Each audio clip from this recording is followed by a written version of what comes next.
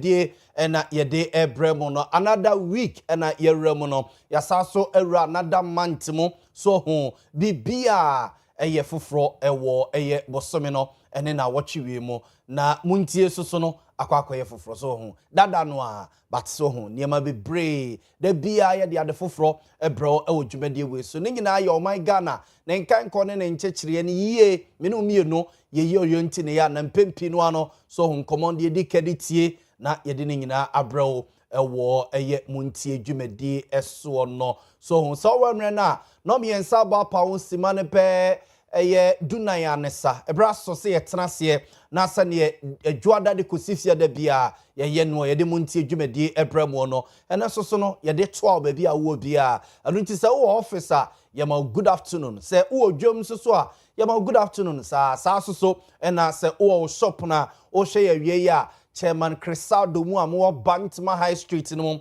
yada mo se sa bia no so ho television no eda ha no mo sa yeze ho de echense Owia TV enya eye annex wo Bantama bonten so edam sa kozi se ye be sorry amadwumadi aka to so Chairman Crisado Collins Adomakom on the team no yada wo no ma ase sa so ena Ghana fo a ehwe yen across we are singing yada obi bi ase mo amo hwe yen e America bonten so Boston Massachusetts yada mo ase mo amo hwe yen e Greece Reynolds ene ye nuanom e ho nom so no yada mo ase mo amo South Africa mo hwe yen yada mo ase pa mo amo Nigeria nom ene Europe amama ni UK Denmark Sweden nom yada mo nyina mo ase se mokutekute ye musa ebrasom se ye ba na ye ba besom wo Montie dwumadi eso se ne maka no we see dwumadi we etwagu wo Owia TV so de to nkyere a se bia wo hwe yen start so we enjoy program no ya percent ka to aso a na bia wo kotena kam o message show no the hand so beto o de beto 105.9 FM so wasantemantam and then mpotemu a radio na pese wutie ne a precise 105.9 FM adama omukutemu edwumadi ahodo nyina no live wo so a obetimi etie Owia TV live or satellite any digital ne nyina so ho o satellite platform no o search ya obehu ye ho and a digital platform so no o search Owia TV a obehu ye ho no yesa stream live our social media platforms ne nyina so social media platforms ne nyina no ye stream live so ko Facebook wa hwehwe Owia TV or Facebook na so like page no follow page no na subscribe to page no so and say ebia o hweye o person hwe akiri kwa YouTube no ne ade a also so no Owia TV official and I say Owia TV obetimi afollow ye ho no wa mia notification bell no say be na da biada so ye ba be hye dwumadi na sia obeka ye ho na ne ye astart ya bom wabra ye nko enya o so and am TikTok no so no ye nyimumu Owia TV official follow your honum so ho na yenko yenim say a WhatsApp message and answer text message obetimi dia for 0243 220044 so am ya kenka dia amount 0243 220044 so na ya kenkan ede amount Montie dwumadi eso na ewia ma memfa eye ensem we emount ewo eye emfanhye dwumadi ase emfa emount so ho ma me emfa ensem kakra we enhye dwumadi na se emfa emount so ho ma me emfa ensem kakra bi we so ho enhye dwumadi na se emfa emount enti se de na me ka se yewra a new month mo kakra January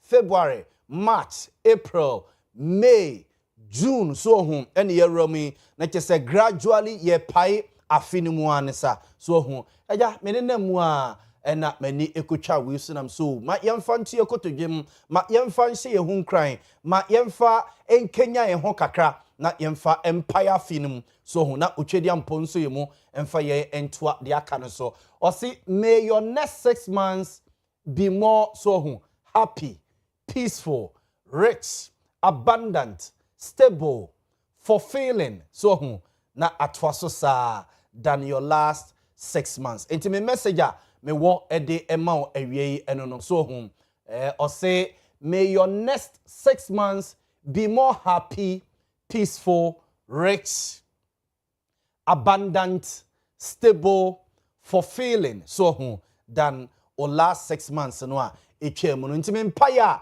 me bo ede ama o junior yewramu eno no say the next 6 months na we yanim no Nyankopon ema no enye nigye enchen ba ko na etwa mu no the last 6 months a etwa mu enya asumdwie so ho nya asumdwie pa o haw ne atete bia ma yakwam asumdwie nko a ena emra yakwam ensa so enye so ho rich sika so ho ya nyame a wosira obi ntumi no me no oso obradwuma onfa bi nka ho ono ne be sira sika ne dwetɛ ye ne nyina ne dia nti onfa bi ennom yen the next 6 months a ewe ye ne mu so ho emuso maye abundant so ho emuso emfa emayen so ho na enye dwo enye stable emfa emayen na so ho ensekena emu nsekena enye fulfilling enso so emfa emayen mempaya bebo ede amao efi juni ekwa eno no so ho migiri se otweri amponyankrompo beso ye mpaye nim ama no awie sa ede amaye ntijeme so amen aha yenko yenim awie so a gentleman na e ka me ho ama yedi yedwuma no enie me wo ye fine gentleman bia wo mo e kan ho awie ama yafa adwene ewo yedwumadie eso yafa adwene ewo yedwumadie eso enti evangelist Richard Kwame Napra former NDC parliamentary candidate ewo Inshayeso constituency osaso a board member of Gold Board Jewelry Evangelist Richard Kwame Napra ebeka ho enadwoi na yedi nkomo ede afa oman no ho Abraham Champon so eka the UP United Party omo communication team ho ema omo student union omo student groups no wono ene commander oda no e wa santemantema say Abraham Champon so no ebetena se yebema na kwaba na yedi nkomo ede afa Ghana ho Lawyer Kingsley Bonsuchirichie second vice chairman ma MPP ewo Menchia South constituency lawyer so no ebetena se na yedi nkomo pinu a ewo yedwumadie so enne awie na awie ye nkomo no ho ebe more on LGBTQI+ nkomo a eye ekopiepie eye mrasebejefie mu a ebeto dwase eye mrasebejwa no wonoma akwakoje emrana atum na nkomo pinu a ena ewa chire NDC ka womode MPP so ka womode ene kra there's been a series of press conference MPP amanyuko the minority in parliament wonomo aye and proud to say omo ebe pass a bill no so no ensem pinu a ena minority no led by Reverend John Ntim Fodwo nana asafo aje aye bosome fra ho MP ene other minority MPs no ensem omode atoga afasa bill we ya pass ewo parliament na wi ye bedi ho nkomo kakra ede na asesa ewo emranim ebinum eni abre a chese akwakwa ededede ena ede ena akam ede na ewom afrim ena ede na aba beka emra no ho ne nyina wi ebedi ho nkomo pa ewo yedwumadie eso so ho eti mama wakwa ba de penso bi nom pe drink bi si wo nchen pe aduane bi si wo nchen na yeni nkomo akosi se no nsia yebe sorry ewo Montie adwumadie so no ye fa adwene de afa Ghana ho ye toato adwene de afa Ghana ho ye di nkomo de afa Ghana ho na so ho ososo de wode aba me say o message no say eye social media platform no say Facebook YouTube and say TikTok obetime e de wadwenkyere unsusuye aba na de ato no mo ye guso a ye di dwuma no ye bekenkai e de ama na say bia say WhatsApp message 0243 220044 0243 220044 wadwenkyere eno nsusuye fabra na yenkenkai emma ewo dwumadie no eso and awia ye busa say what change in Ghana's new anti-LGBT bill?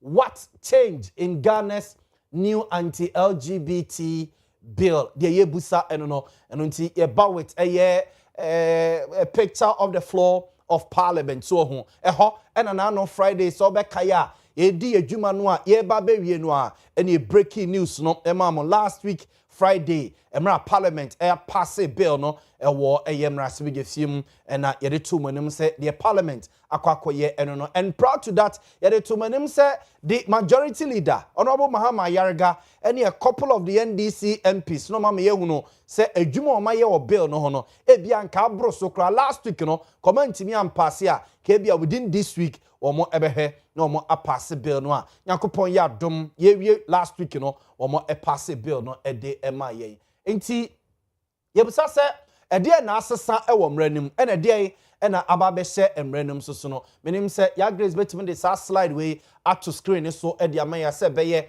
na ye viewers a omo ehwe ye no ebetimi ehunu eye letters ni ye so na omo akenkan no msusu no omate ensem no a ye ka no ase enti ewie ye se what remains emra no anti LGBTQI+ no emra no de wompa dada no se ne na esitie ena foforo ya omagye atumi susu no se ne esi etie busanfo ya kanemi enu nyina bom what ase ya kanemi enu nyina bom ene ehunu se eniema ewo wem na saso wem ena eniema ewo wem na eni wem yakeka ni nyina bom nti wei eye eniema ewo emra dada na omo pass ye no a omo ede koma mampani na nado danko akufo se on sign na one sign no any new one ya Friday no omo egitum no de ewom ena busiafo eda screen ne so it is o kind bro for tinti ya or say at its core the new bill maintains the same objective as the earlier version to prohibit LGBTQI+ activities and promote what it described as Ghanaian family values. Inti Swahili say both versions. So both versions. Inti old one no, any new one no. Okabomwa ningina criminalize same-sex sexual relations. Criminalize same-sex sexual relations. Emradada no. Ene fufuro yo magiatum no ni nyina kasa editia se bema ne bema be ware anase bema ne bema ebekwa akosiem se yeda so kasa tia or say ban the promotion sponsorship and funding of LGBTQI+ activities and to say bia Yaw Boamah company limited na ebia ya grace ene medika semu ebia oni kukua na bia omo so omo ye omo niema na bia Yaw Boamah company limited Yaw Boamah and Sons be kra de say me wo mama Yaw Boamah and Daughters so company limited na ye company no sponsor omo na say bia Owia TV e bia ya so masirimu say ye be promote omo sa niema no it bans it so to say number 2 no or say prohibit the formation and operation of LGBTQI+ organization to say bia yes yatiko ebia say you school your school say classmate num old mates num ne ade na ehihia ne ade ne kra de omakwa say omutiku yekwa yekọ parties num ne sa de manema no nti bia mbe form unions num ne sa de manema nyina no emra na ekasetia restrict the adoption and fostering by persons identified under LGBTQI+ categories. Inti se bia me gina hwei na me se ebia me ne Dominic Akubuaten ye ware na aware a ye ware no me ye be mo no susu ye be ma ye nimpefe se ye ntimi ngo to ho na ye se ye kọ enyankafie ne akọ adopt yakọ gi akwala ne ye ya ba betete no so to ase ye nimpefe se ye mema mienu na ya ware no ye ntimi enwo ne akọ yesade no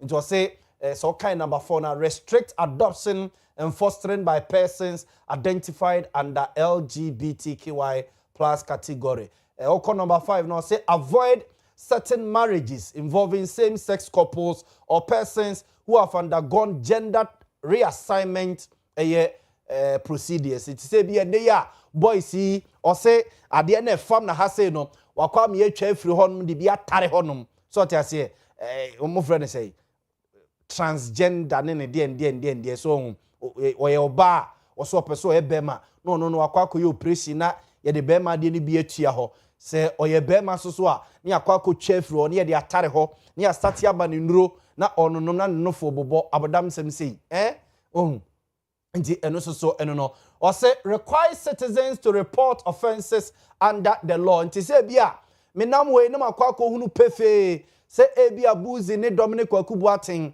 so omo ye niema bi na me amani tua pa so omo ye na aseme de aseme ho ebasa me soso matomra emra na kyerɛ sɛ mehu saa de no a menkɔ na menkɔ report wonum emma emra no ene wo mu eni nti wei eye de ewo emra dada na parliament di kan egitu mu a President Nana Addo Dankwa Akufo-Addo ansign, former President Nana Addo Dankwa Akufo-Addo one sign no. Ene de omo agye atum sese no de womti ni nyina no sa nneema we both versions no ni nyina sa nneema we ewom. Yenko the next slide so. Or say what has changed? What has changed? Nti ha say ena ye hwa de or say ema ye in broader scope. Nature say o de new one ye o magye atum no any old one na ewo ho no no etoto ho a we no eba nneema mu we no etre nneema mu so tiase we no etre ne nsama ne so nneema bebre so wa bra kane ne de no a yekosan no na entisa. It was say the new bill expands the categories of persons who could fall under the law. What I say? And you just say, can no near say, Okoto say, obi ni obi, so who, yes, I dear name qua, Sebi Beman, I say, my uncle Beman, a tongue and sing Gassino, Sebi on the midi, so what I say, and no corner neck can once, but this time, a cop beyond that, a cassa, a defa, Sadia will say advocacy, so what I say, promotion, no see, only pay one more. I say, o magia tumo ade no kra nya bone na sa ne ewo no na de ndie na se omu defend sa ne ma no sa nkrofo ni nyina no emra na e kire se wo ye sa de no a watomra o semra ene wo edi nto say beyond individuals identifying as LGBTQI+, the legislation now places greater focus on people involved in advocacy, promotion, sponsorship, support, and funding of activities prohibited under the law. Into way enyama ba kososo a asesa. Enti se de midi ka kire ono se ya demra no me anu ato honum na ya compare and ya contrast de ewo wem ene de anywhem na de ewo wem ne saso wo wem so tiase eno nkomo na yedi no awie enti ebiemu pa kane ne se de na make no na ase emradada ne focus on say gay for no mienu ana lesbians for no emienu ana se bema oso obeware kraman bema oso obeware aponche bema oso obeware wowo ana se oba oso ndi edua no odo no kwase asem sei ana se bi oba ose ebia jata sebo en odo no so hu na akofa ne tifie na one ne ware so hu na ase ehonkwa na igina but this time new emra we no goes beyond that am I broader scope so to say me gidi say what ma say e wa ha say yeah call the next slide or say a stronger focus on advocacy sa new emra no magye atum no susu no am I eja a stronger focus on advocacy no ene ade so hu am I a stronger focus on advocacy ene ade nti say oba ha say ya or say one of the major changes involved Clause 9 and say okay utie Reverend John Ntim for Johnny MPP minority no press conference so ye no a say okay mra ne pa utum say changes ni bebrebe no agina sa clause 9 hono mo no a emra no ekasa de efa hono agina sa clause 9 hono mo no and or say which now expressly targets propaganda, advocacy, promotion of LGBTQI+ activities. Supporters argue this closes loopholes that could allow indirect promotion of prohibited activities. Unse Ghana constitution ne yemra no a ye de adwuma ewo mayim no ye nyina ye gitum se ntokro edi damu dodo ye kokoshe mra kra na no mo be kaya emra special prosecutor ne ho nsem ebeto dwa na ye discuss di hu nkomo no why na dadwene ho se be bi o man ye duru na se ye ni abre se ye pese ye ko katasehye ani dream di ase a na yakwa mra ede ma special prosecutor so on fan konko ye adwuma na ye jatokro kese ede atum ameno so aba be ye debate I guess ye call back to Supreme Court and as I guess ye call Supreme Court ema Supreme Court ekre emra ni mu de kire yen say ni ena ade no e pa kire wa bra ade we omo ye ho adwuma 2016 2017 2018 ya o ena omo eye ho adwuma ye nim problem na say ensesai Ghana ye major challenge pa ye corruption what you say na ye see ye shemra ye de aso ano a we say na ye see ye emra no basa tantan ene ne asaso ababaka bite yen sesi a yesa so de akọ Supreme Court say omo interpretate emfa emaye no enti amanfo pi no afi say we no so e close a lot of loopholes na first one no na ewo mu no so tia say enti a stronger focus on advocacy so tia say good eno so no megime say eye otimase kakra ewo eye ahase so yenko the next slide yenko eye the next slide I mean emfa enko eye the next slide so na yenko yenim so aha yenko yenim nti or say expanded role for institutions nti sa mobeka sene so asa nkomo we estate any free NPP aban so ema edu baby kra no the then former minister for education Dr. Matthew Poku Prempemi Bonidin akasem mobeka ya ebeto dwa se new curriculum bi aban edeba okenkan mu baby a kese junction so baby as a curriculum na edeba be kire nkwala na de ne du baby ase yakoso so gege sam ene sebi ntrumu ho asem emebeye ho ena eja nakafo bam ema ye kosesa curriculum no efiri ho no nanu ya Haruna Idrisu education minister ene ho no say ya new curriculum no so mu develop de ama ye de akire ye manade no that same ade ne sa so baabio ewo curriculum nim say ai baabi ho no ma ye say akwala no wo parents no uni ho right say akwala no wo ka kire ne say wo your ba na say bema sebi abodam sem say sebi o momfa encheme na akwala no yawo no a even wo ko hospital na doctors no oba no wo wi a e de no mo de kire maame na na say parent ne say munya oba na say munya bema sebi na se so hu say tua ho no mo a se unya bema say tare ho no mo a se unya oba but yes ye tua de akwa enim to the extent say kra de akwala na yawo no ye nyinanim sa de ni tua ho ye bema no o se da bi twen akwala ni nyini a na akwala no a kire say me pese me ye bia oba anase me pese me ye bema o ja say sa niam we na yesuso so ewo krimo enti say okan sa slide we a yes eno na ya gree say dey ato screen so nti o say gender identity it offers say it refers to a person's deeply felt internal experience of gender which may or may not correspond with the same assigned at birth.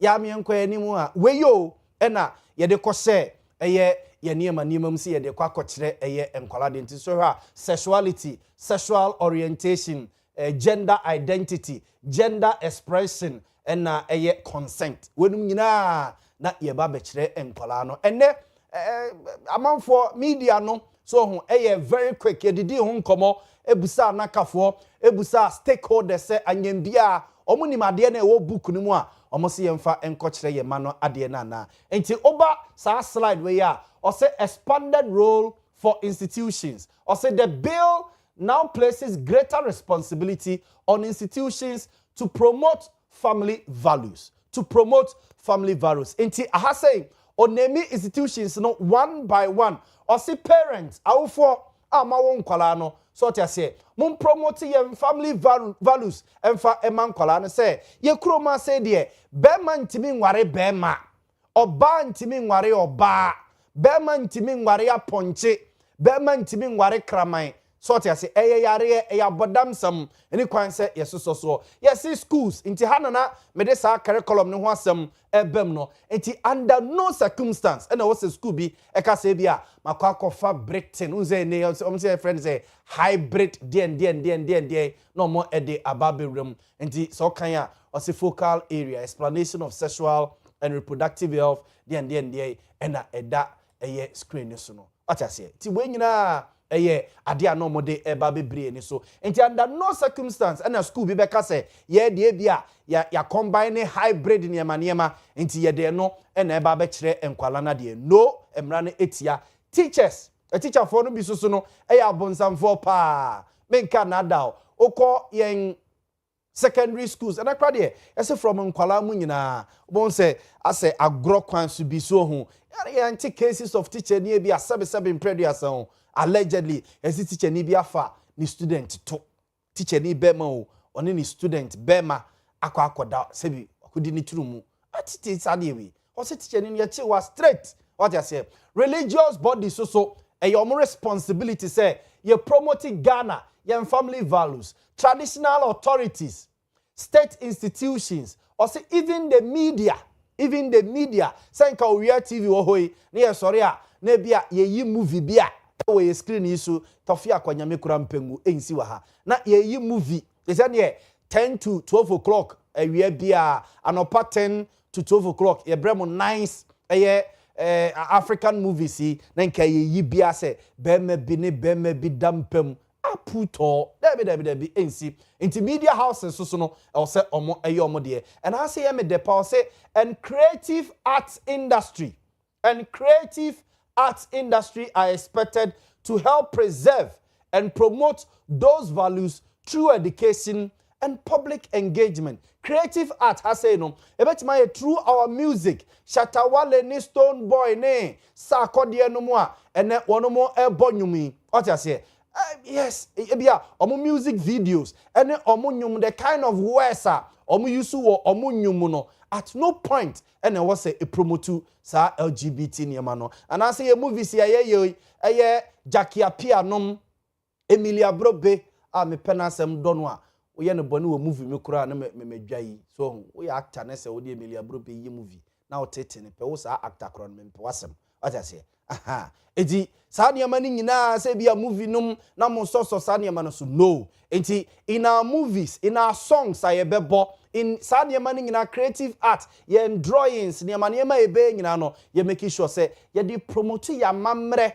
ene ya manye how ye si ware how ye si tna ye dey promote sa de no I say me deposit expanded role for institutions parents schools teachers religious bodies traditional authorities state institutions even the media and the creative arts industry what you say yemfa enye adwuma very good ya agree so they atoso e de amame so nti yen viewers ne listeners no enka ne ye pa wo parents no o wasede e wasa wo ye wo school no so wo wasede e wasa wo ye wo teacher ni na wo kira kwala na de no wasede e wasa wo ye wo so asori anasa masalachi a akwada no ekomuo no wo so wo wasede e wasa wo ye traditional authorities ahemfo obi afri kro obi no no ofri duam me gira ya me free agrikins man what you say yes me kura me free sunti na nan kansa buadu aye boafo me kura mu hine ohine piao so ono so wo responsibility over me what you say and na the media Owia TV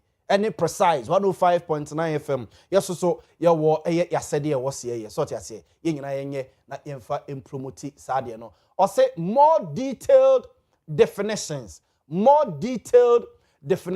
unse edu baby a eya ne emra no me kai say be some few years ago na Ghana kra yetimi ka beduru say ye debate over where say what constitution obi say or say thou shall not kill dash or say shall e be said there be die will a critical confusion so what you say the word shall keke you say the word shall na shall no esesa bibia obi so say there be shall na aba honom no just ne ye chechire mu basa in sa new bill we are eda honom no ema more detailed definition so what you say nti o ma e bibi ti say queer ya grace queer for no na ye de no obi won mo say me pese me ye de ni omom so mpeso mo ware moa no a queer for no ye hwanfo a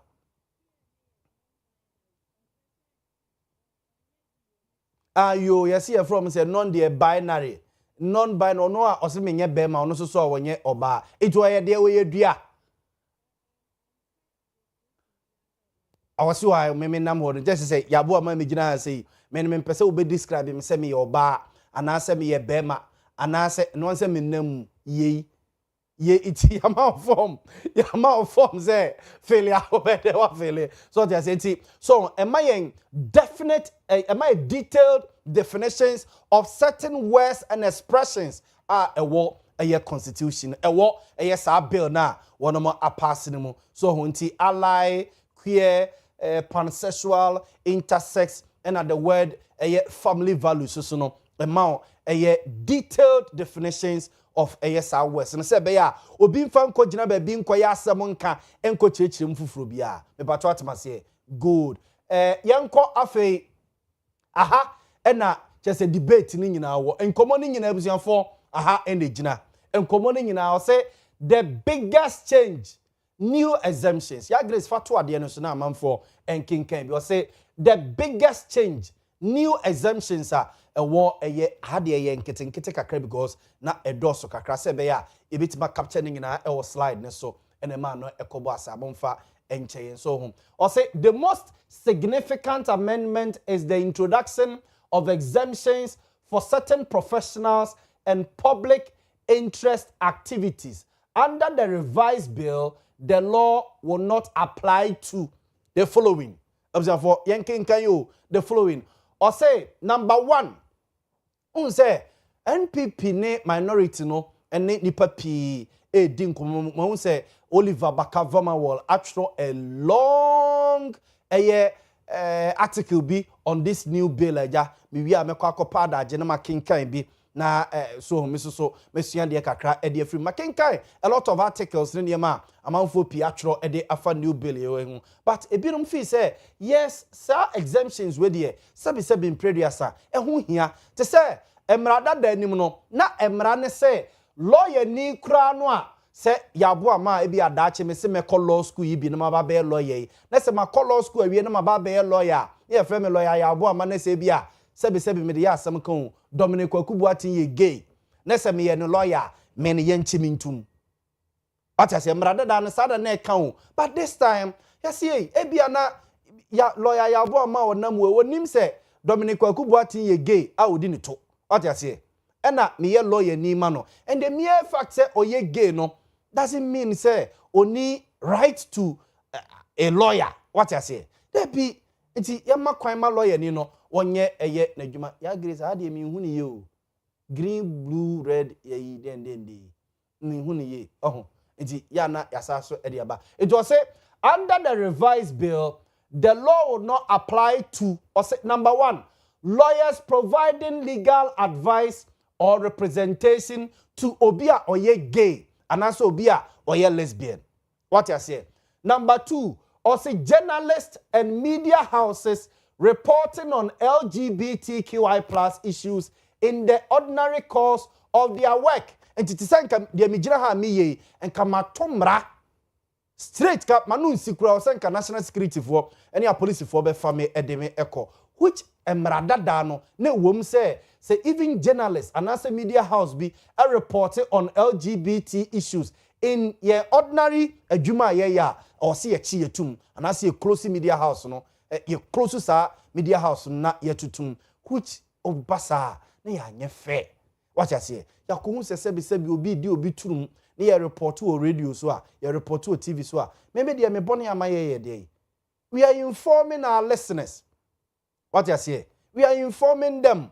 Na ye educate womo so ni asaso entertain womo in the form of a reporting sadie no we are informing our listeners and our viewers. So what you say? I don't think mpempie dey attack a police for achi womo. It tells the listener say ade no ye no eye bone inti na police ni akwa no. What you say? But we are say na eye bone. Inti number 2 no eno no. Number 3 doctors, psychologists and counselors providing professional service. Obi a gay, obi a lesbian. So obi a gay and I say or a lesbian. Na you say wako hospital a doctor intimi no. No aba hospital say wanya malaria. Na say me a doctor Yaw Boamah. Na say me hwe no a me body amaye ne dey. Ana say bia yare be kra ne timi sai ya Grace yare no a aba no mo say de monkey pox. Wanya monkey pox o ege o wanya monkey pox na waba me doctor no na me hwe na mo say matomra itimi nya no mfa monkey pox na sa Ghana fo nyina na onkuyen sebi doesn't make sense. What I say? Into doctors, psychologists, counselors providing professional service. Or say number 5 and now number 4 or say researchers, academics and scientists expressing professional opinions. unze researchers no anope na make be say the former director general no da Ghana Mental Health Authority no Dr. Kwesi was say me kai say na ye wo fida dam e won kran no yenya debate say ya na ya and he called into the program and making it emphatic said there's no research. What I say, inti researchers, omo research. So no mu busem say inti aso ye wo bi ho no mo a ye wo no ba wiase ye wo ne so ye gay ana ye wo ne ba wiase say omo lesbian na. What I say, and no research and na e prove say no. Inti your researchers are omo research to ko say research be ye research I say watomra emra enenini. There be enye ne sa. Or say public health programs including HIV/AIDS prevention, testing and treatment. Say be odi tru mu de dey ya so hu into akonya Asia me e ma na Asia duro nom me e ma na Asia duro nom sebi omo soso no ye obi oho nom a sebi imprediasa ya grace from so omo fa emema no omo fa ma no ye from say bisexual and say transgender and ye from say bisexual or say enti aha wo chirichiri mu a good or say a person who is romantically or sexually attracted to two or more gender. Na che so no e bisexual me boa. Na che say odi be ma di ba. What I say? Odi be ma di ba. Enti ono no sa no betime nya ace. Say en treat amana, obetime de akwa oba bi. What I say? Obetime de akwa oba bi. Na sa oba na bia menamu ano be me ge a. Na ode yare na ba be sa me. Enye. What I say?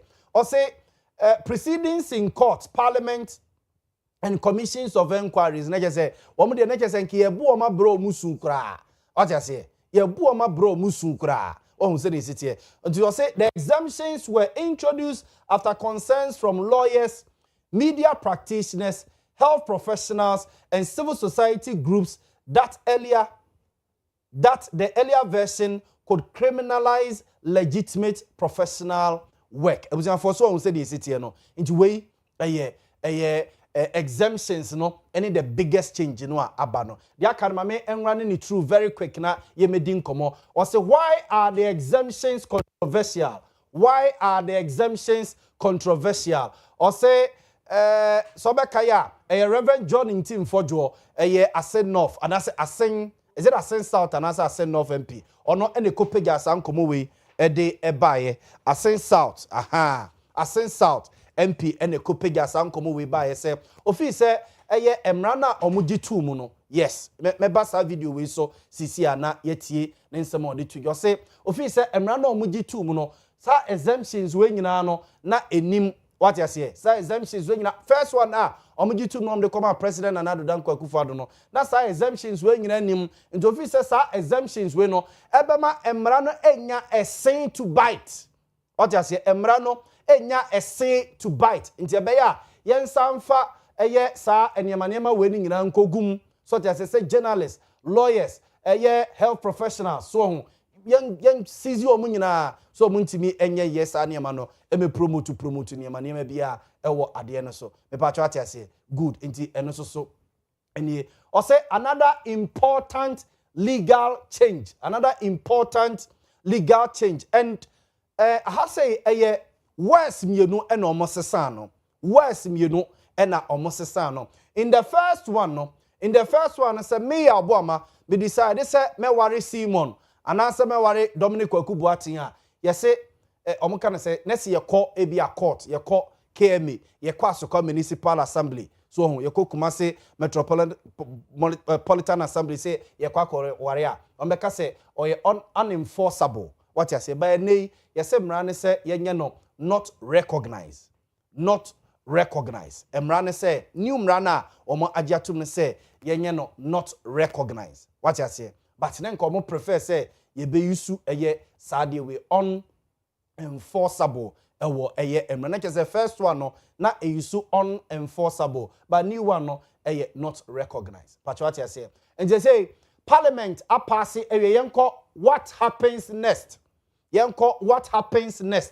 ya grace yenko your next slide no what happens next I say ye nyina efi so parliament a pass mra na wie de kese ye wie o say ye yemmo yensam na yemmo se ewo ho da bi yenwie because sa ba bi a yaduru ho pen yaduru ho mre bi sane parliament gitu mu say ya na parliament ede mmara no eko presidency aba mampani na Nana Danko Akufo that time asan a ne secretary to the president etroye ede koma parliament e da bi he no manfa de na mana abranche bi ede asem no eko court no enei ba bi a yaduro yi eye hase parliament ayewie yebusa say what next? What happens next?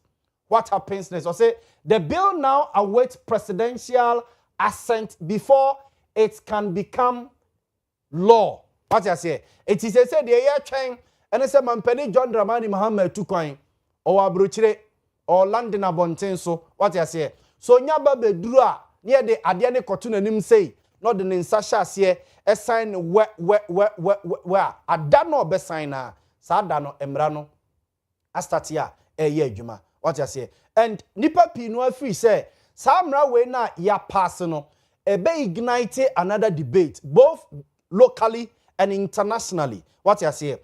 Oko international space no omo believe in freedom of association, freedom of their speech, freedom of expression, freedom of one by the freedom human rights are sebi ni man you know maba jimi aba begu yeso there be enyane sa ba ye Ghana there so locally or see a protected yen Ghanaian culture and your family values dan say ye be kwa kuti abrofo na kwa constitutional rights name freedom of expression name access to healthcare and ade no a ye ka ho asem no enti for now the biggest difference between the old and the new version is not the criminalization framework itself, which remains largely intact, but the introduction of exemptions aimed at protecting journalists, lawyers, health workers, public interest services from prosecution under the law. Yente Reverend John Intim Fojo ene emra olidi NPP minority no emo press conference ewo mrasimi gefiem na yebema bigafo akwaba na straight yebedi nkomo. Woman wo sama wom ana usro wom enti na wi wo mosi nchen say wo mo de mmara no wo metumi akobo ehun dawuru sampo or your foreign donor or your NGO or your health worker or your lawyer or your journalist de or your bia no say or bo mmara ne or bo LGBT mu dawuru krampa yenyi no ensi nchen no mmara no or above the law samra we na Ghana almost o ma pass ya o edimu ebobo the catch Ghana for no say emrano also ma passing no and yet the same as emrano a you passing in 2024 no almost sano almost hwe nsu agumu atutumu sinyina adibia na ehu omu anka hu a nanka o wadi mpo bi se wo kwakoye bia ka be bo hu no atrase no almost tutumi nyina afri mu e de fofora be wurewure mu akoye se wo be se mra e de atia am roberts na wo dia mra kuma am robert first am robert for mo am ntre ye de hihemu a ebebo amo no mo dia brew no mo yi wo mo asi njense mo de protect mo di mra no enye de e ba be twa LGBT so rather no e de e ba be boa LGBT because senka e yakuma pa na nanko mo de kan de mo kan o 2024 se de nyina ese wo yen sane be o yen sane be o no dia e ba ne se na mra kro ya yen nyina ese yen sane in 2024 no enne de eni si force mra no nye entien delete nyoma mako 22 free mu ansa mra na di mo eni si for ya wo mu gina ho e blast UN84 mo na mo hye Fonti we aye Reverend John Intim Fojo na yete ne nkanene olidi minority no wo mrasbe gefiem mo ye nsemtwefo nhyiamu over sa anti-LGBTQI+ bill na Parliament agi atum no mame ema bigafo akwaba Evangelist Richard Kwame Napra a former NDC parliamentary candidate to Nshiaeso constituency osaso a board member of Gold Board Jewelry watana se awie me command nsuanom na mama na kwaba Abraham Echampon so eka the UP communication team ho the UP Yellow Army no on a commander edano ono so mame command kwaba na me man nsuanom na yene enkomo lawyer Kingsley Bonsu Chichie, second vice chairman ma NPP, Menchia South constituency. Osre NPP delegates so mumfa to me mano na omeye the Ashanti regional deputy secretary. No assistant and I said deputy secretary. Okay. Deputy Ashanti Regional Secretary of MPP, lawyer. Never made a private jet in a bar. We play to jam. Lawyer. Or the private jet in a bar. Owia, I don't this Baba Yara Sports Stadium Park. We play to jam. We play to jam. It would see a Baba Yara Sports Stadium grass in the zone. Good board jewelry. Lawyer. Now my more call back. Evangelist, good afternoon. My Joe, so if you boko, send your young couple yen and down, and then so not no, so yes, so baby, I boko. Yes. Weekend, me who wore a rich pack now. Really? Yes. Now, and I really love how you were coordinating certain events near the day. But Bako Michia wo Ratri Park. And a Bako Susu Michia wo. But I decided so there be why busy in Timame. Wow. And baby I'm making and now one call. Yeah, you are right. Yes, Saturday no. But I decided so now I'm so sorry Jamie a Juman kitten kitty one channel me as a debby. But me in ya on concentrating now. Juma. So Saturday didn't see. Oh, Saturday you could dingo. And you mena dinner na. There be me you could dingo more. Lawyer. When you must grow. Private dinner na sem no more can. Oh, yen you could ja lawyer Sammy James. Yes. Not good. Okra now better has said evangelist na waha. And na all stress and Kebeya anka Sammy James and contested NDC flag bearership and I'm about now near. Decoration no when invite you be a dinner but a ye decor no men family well who there decoration now my no em say $1 million decor bi o mo ye but your minimum okay men lawyer kwaba ye nua de vie boko na me adom na de tie ni say campaign boko campaign no de man ha adwene ni say enra me call to bri nasara organizer emami yi me ba fija kwa abre south deputy nasara organizer ade fani crazy onu so yi okay me call nkarie Bombay okay Bombay yes emami yi okay na me ba wesco tescon program enra ti wa he ka na me de na ma enne ti me ko tufu a fele me tank me wu me ti cry me ya Ukoto fuel ade agu ka ni mu no na ade kwa mani nkem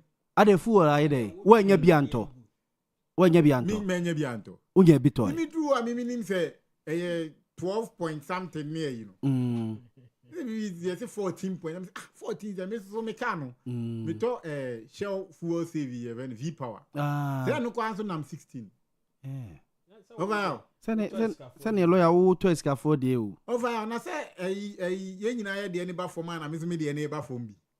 Me koya ye nyina ye de ne kosoro. And I'm saying me pack. Say petrol nam 15 cedis 20 pesos per liter. Me pack car na si wo. Na me nim say bia me be BT truck drivers and petrol truck. Me rema. Ma me fu ini truck meet yi kunto kwa. Na me say adan dey na si. Yes, o ma to case. Lawyer no, ekoto petrol no. O ma to case na so ma me no ma do o ma to mu sen. So mo de 20% na ato so na me oh ma me no. Monka fra na emre no be dey ebeso. Mate. Aban papa na aba no ne mre be dey. It way your prices are me producers they are to new price are Star Oil are posting and not pay. I'm posting 8 a.m. and not pay. Me the trot na kwa adwuma. E call court. And then what the trot run na kwa adwuma. My clients ma me case ka o court aji case ka na me top petrol amakutu ka dia ba. E think one court tank we nya case ka top petrol go. Oh lawyer. Mentimi anto fa. Mentimi anto. Me kwa de me kam no mo ku. Say inflation ye 3%. Is say inflation ye the top petrol. Na dey ye the top petrol. Lawyer me ma kwa ba. Yeah nia. Mo. Abraham. Senior. Ne fie boko. Se on kola no matro e wasi na wi ana. Onwie and then we try Islamic religious studies. Okay. Islamic school. Okay. The last time na matro the English. I matro the science. Science. Okay. Now subject no matro nda be. And am the mo wi subject. English. Yeah. Time be na mo ye London is the capital of Britain. Ora Mayewi. Oh. Yeah, London is the capital of town of Britain. Then they British. Accra is the capital. What you agree? So yeah, you try zero. Maybe try the zero. Maybe catch you zero da bay. A conversation. Yes, a conversation. A bit technical. But said you must pronounce manum grano akana wate. Every bit phonetics. So we can say phonetics. Yes, phonetics. Maybe I can make kind of phonetics. What kind of say? Phonetics. What kind of phonetics? Any kind of phonetics. It's your hormone now, better calm. Calm near day. I said, why don't you say? Why don't you say? Why don't you say CALM? No, COME. So, it doesn't hold the obeti. Oh, send you be see at 10 or no, I share. Say yes, I share no. And he said, calm. No, he said, and you calm, no, calm, what's a matching? Yes. Fresh stress. Parting. So English teacher, never are easy. Wow.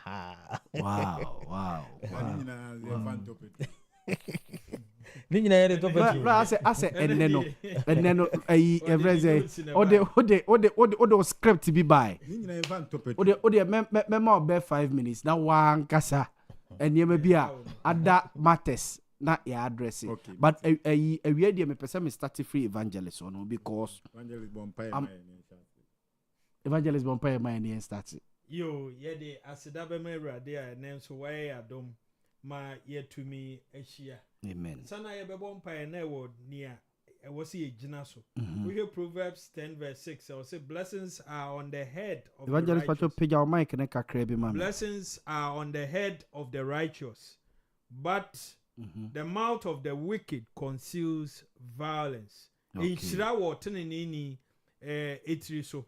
Na otimodemfo ana obonefo ne de na num nyina abone nko a de bia wobete ne kasa na ne emfa asumdue ma na oka enti yegina we so asere awurade se omwae omaya hoden me yenye de etene. Amen. Na enhira emra yen so. Amen. Evangelist me starting komo we free honomo from your last topic, minority reject proposed amendment to anti-LGBT QI+ bill na no Friday mo pass here no. Evangelist, why sa amendment no? Why sa exemptions no? Eba sa amra no. Ebi no mukra che say ye sa na na tie dia. Then the old emra na ye de koto mampani Akufo-Addo anim no. We were not fair to the president because senen kasa na ma we nyina say me journalist if he make a report about say be sa incident ni bi no matomra or say ye chime. It go sayanka straight away innocent journalist or tini baby watumra. Ibinum fi say then anya fair to the former president. Maminti evangelist. Yo meda wasi. Asama ye kan ho ayi ababe emfie mienu muni. Yes. Na the year 2024 na no year den pa. Na politics ebe wremu. MPP for no ehunu se saade we ebetumi eja won kwan eno ma bebre eneja MPP kwan ene MPP agu a aye de wo hoi ewo opposition. I know say omotena se ya omu bi se omo se enti ade we ade enti na ye nyina ye hunu de ewom ama yamfa ye ho anhyem man nanado ansan komunya omutiri didimu. Because moral issues there, but Osha, cultural people, traditional people, any religious bodies in India, and the Omuhu Beshem. So it was one thing I knew say a normal baby and PPA, the Ombeko position. Now, channel percentage, and no cramp you bet me a man bear 30%. Or penny, wa bakosem. Sa subaya dead wo nipa binumu ehuna makwa amun Bible crampo ekasetia, which means yade a wo ho ache ye beka Sodom ni Gomorrah sa no ma no it was there. Yeah. Ema nyankopon kura according to the Bible the abufuo essay ɔman no besi nne ɔman ni nye ye bio ntumi nginae yeah ɛna yɛdidi mu a ɛbaayɛ yɛne ifi ɔmanpanyini Jerry John Rawlings nyame fa ne kra nsie yeah yɛn ana yɛni ate afi kakra wɔ ne pɛn so no yɛante saa na ɔman it doesn't mean sɛ na ɛnwɔ hɔ na ɛhyehyɛ nkurɔfoɔ ho ɔmo yɛ sie and then ɔmanpanyin kofoɔ baayɛ no ɛhɔ ne yɛkɔtee sɛ ɔmo pɛ sɛ ɔmo bɛyɛ ɔmo world conference bi ɛwɔ ɔman Ghana mu ɛma ɔmanpanyin kofoɔ mekae pa de bia wobɔɔ so a ɔse ɛmmaa fɛfɛfɛfɛfɛ yi yɛ dɛn na woyɛ bɛrima wonkɔpɛ bi na wokɔfa wo yɔnko bɛrima ne adeɛ wansosɔ so and then Professor Mills by Samuel David Cameron UK then ɔyɛ sɛ ɔbrɛ sika bi but na ɛno ne bata ho President Mills ka kyerɛ no P so ɔmfa saa ne sika no nkɔ we are sovereign state ne saa adeɛ no ɛno no nso ma ne kɔdaa fam and then President John Dramani Mahama nso take over the same question was thrown at him okay say we are cultural people we are religious people and then our tradition ne yɛ custom ne nyina enso so saa no ma no so okay ni P no no ne nyame sumunti nya de obeso so ɛna ɔmanpanyin Akufo-Addo bae ɛna yɛsan so toma ɔmanpanyin Akufo-Addo mekai Al Jazeera Eraba no etoto na no na ɔmanpanyin Akufo-Addo aka ne sin asi so on the way ɔka ne brɔfo no ma kageti ama ne se ɔkasa ya ombie nanum na de ɔka na ɔmonte no DC so wahu sɛ wahie wakɔ ne die agya wo de ɔmo yɛ abrɔfo wonim sɛ sɛ abusua no ɔmo sɛ ɔmo yɛ abrɔfo wo de yesterday ɔmo nyina abrɔfo ɔmo ka ɛda so ɔmo na ko school ɔmo nananom ɔmo pronunciations ne phonetics ne adeɛ no sɛ me meka particular no ɔno ɔbɛka particular yes ɔbɛka ne siesi so no aka ne siesi so deɛ ɔno ɔpa akyerɛ ne sɛ ɔtena UK man mu abere a ɔnyine no na saa no ɔma no ɔmo nsosɔ so wɔ hɔ but over time wɔn hu sɛ ɔmo abɛgye atum ɛwɔ UK ɛna ɔsi so far Ghana there has not been any advocacy amanfoɔ nyɛ hu dede ɔmanpanyin a yɛde ɔman ahyɛ ne nsa o obia kii ne sɛ saa nkurɔfoɔ na ɛwɔ saa tebea no ɔmo nyɛ dede nti more like munyɛ dede betie mo mede mo fa ahodie bɛma mo ɛna ɔsi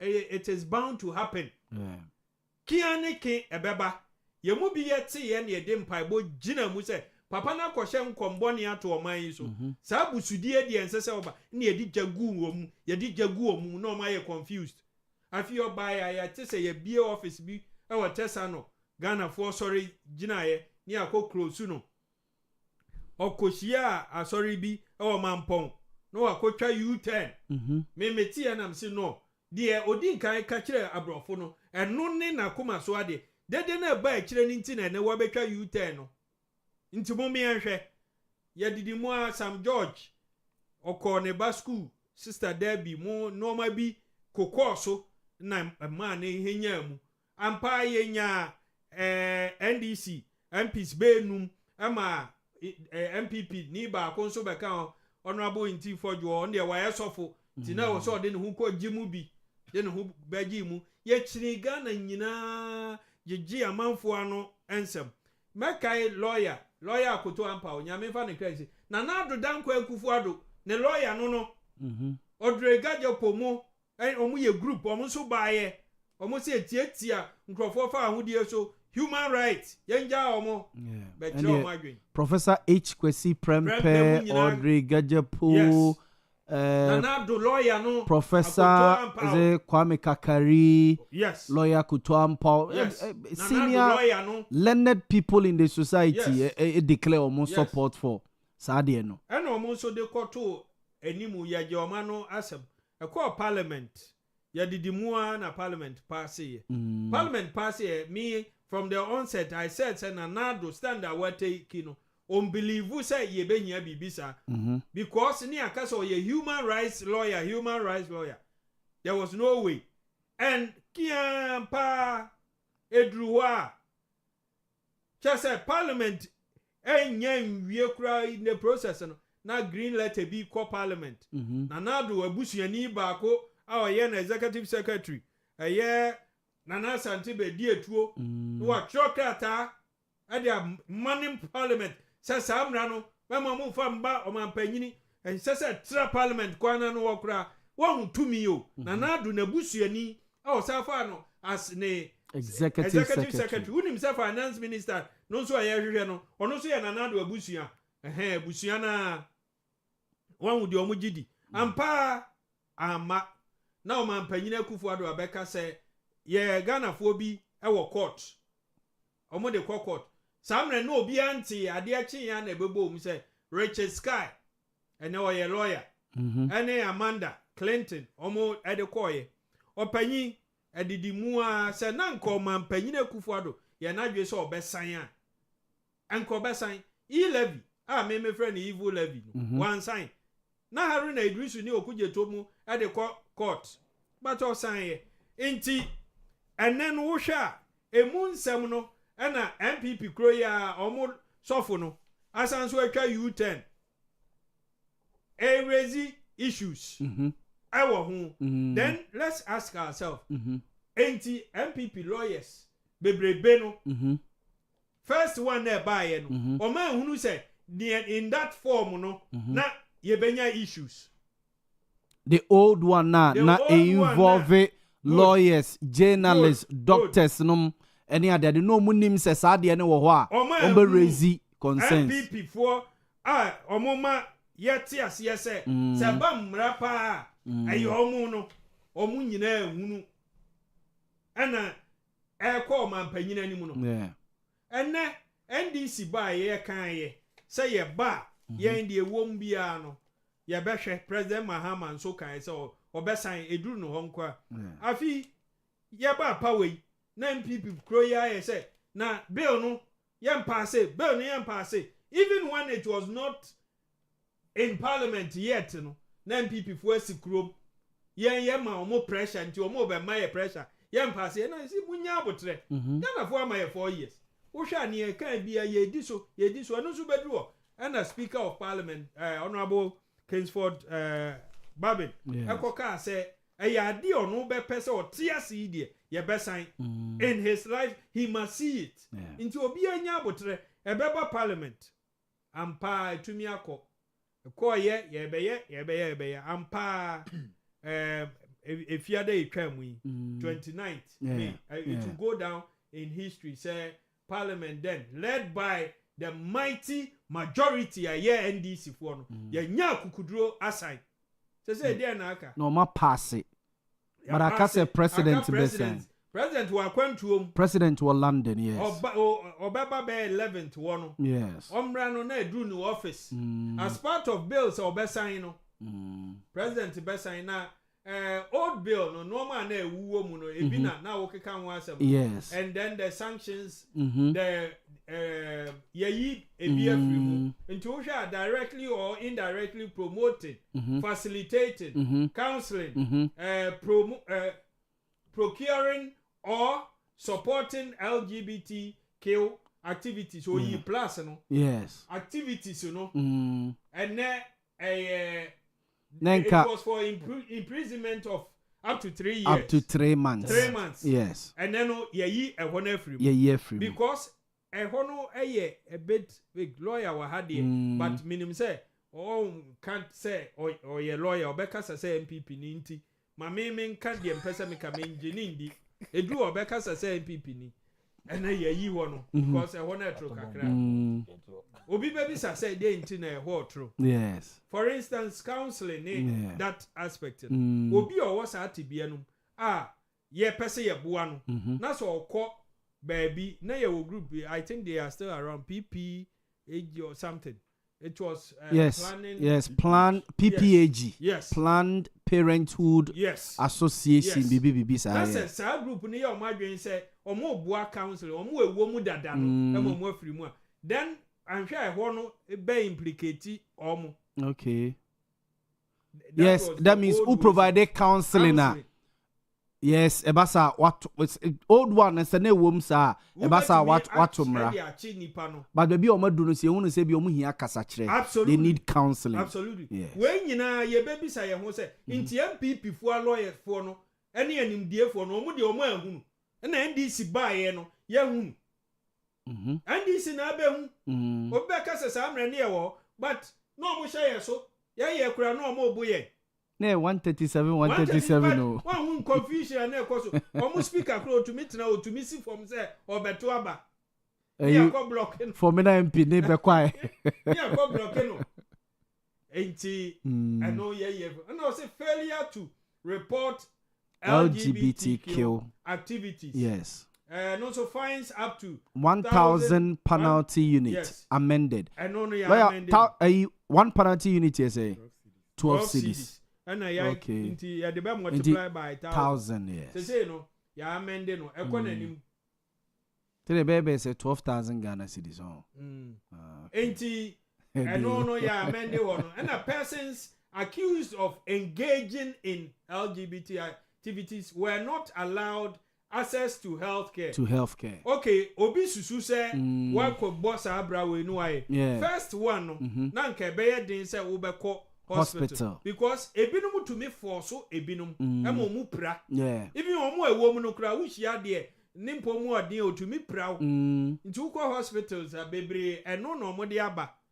Woni nurses ni bi to me and say omo kire say sa problem but efa omo problem ebinom ebobo pampers ni ade and also ya remove every munti what bia num na wo how no yentumi enka say ye chew obetumi anya o ayare psychiatric evaluation for people who identify as intersex or people who question the agenda. Yes. Ye won krofo bi nso a omususu se me ministry a me wo mu ye hia krofo bi a ye wo bo mu deliverance a there are voices that speak through them omo obema pa wo be bisa honhom a hye no mu se ye den no o se me ya brewa me ye nesewa bema wo na oba honhom na e kasa fa no na ma na nya sa oba ya bia no that is on the spiritual side but se ba no omo a yesusu say ye adwimu ohaw no wo ye honhom de no na wo ye honam de omo nso ye ntumi ensi won kwan say ye yi sa mra no afri wo okay wo fi abra bi a wo susu say wo pese wo free sa tebia no mu no wo ko a ye nsi wo kwan okay into with all this no and then the media houses CSOs and organizations study or openly promoting LGBT 3 activities to 5 years imprisonment. And also removed completely. But still, your best say promotion. Even though ene won to me young chill so we don't need it. Because these groupings almost they are they can influence and they come in different forms. Yes. And maybe what say Bible sumi abeya topic they are testing waters. Yes. See a discuss ni say ya no mo pepa. Yes. It may be about out some media group in beer almost omo frɛ omo. Ekoshia hotel bi. No omo agi bibi ni ade. Ye wo ho afi ye be send o topic na no ka ho.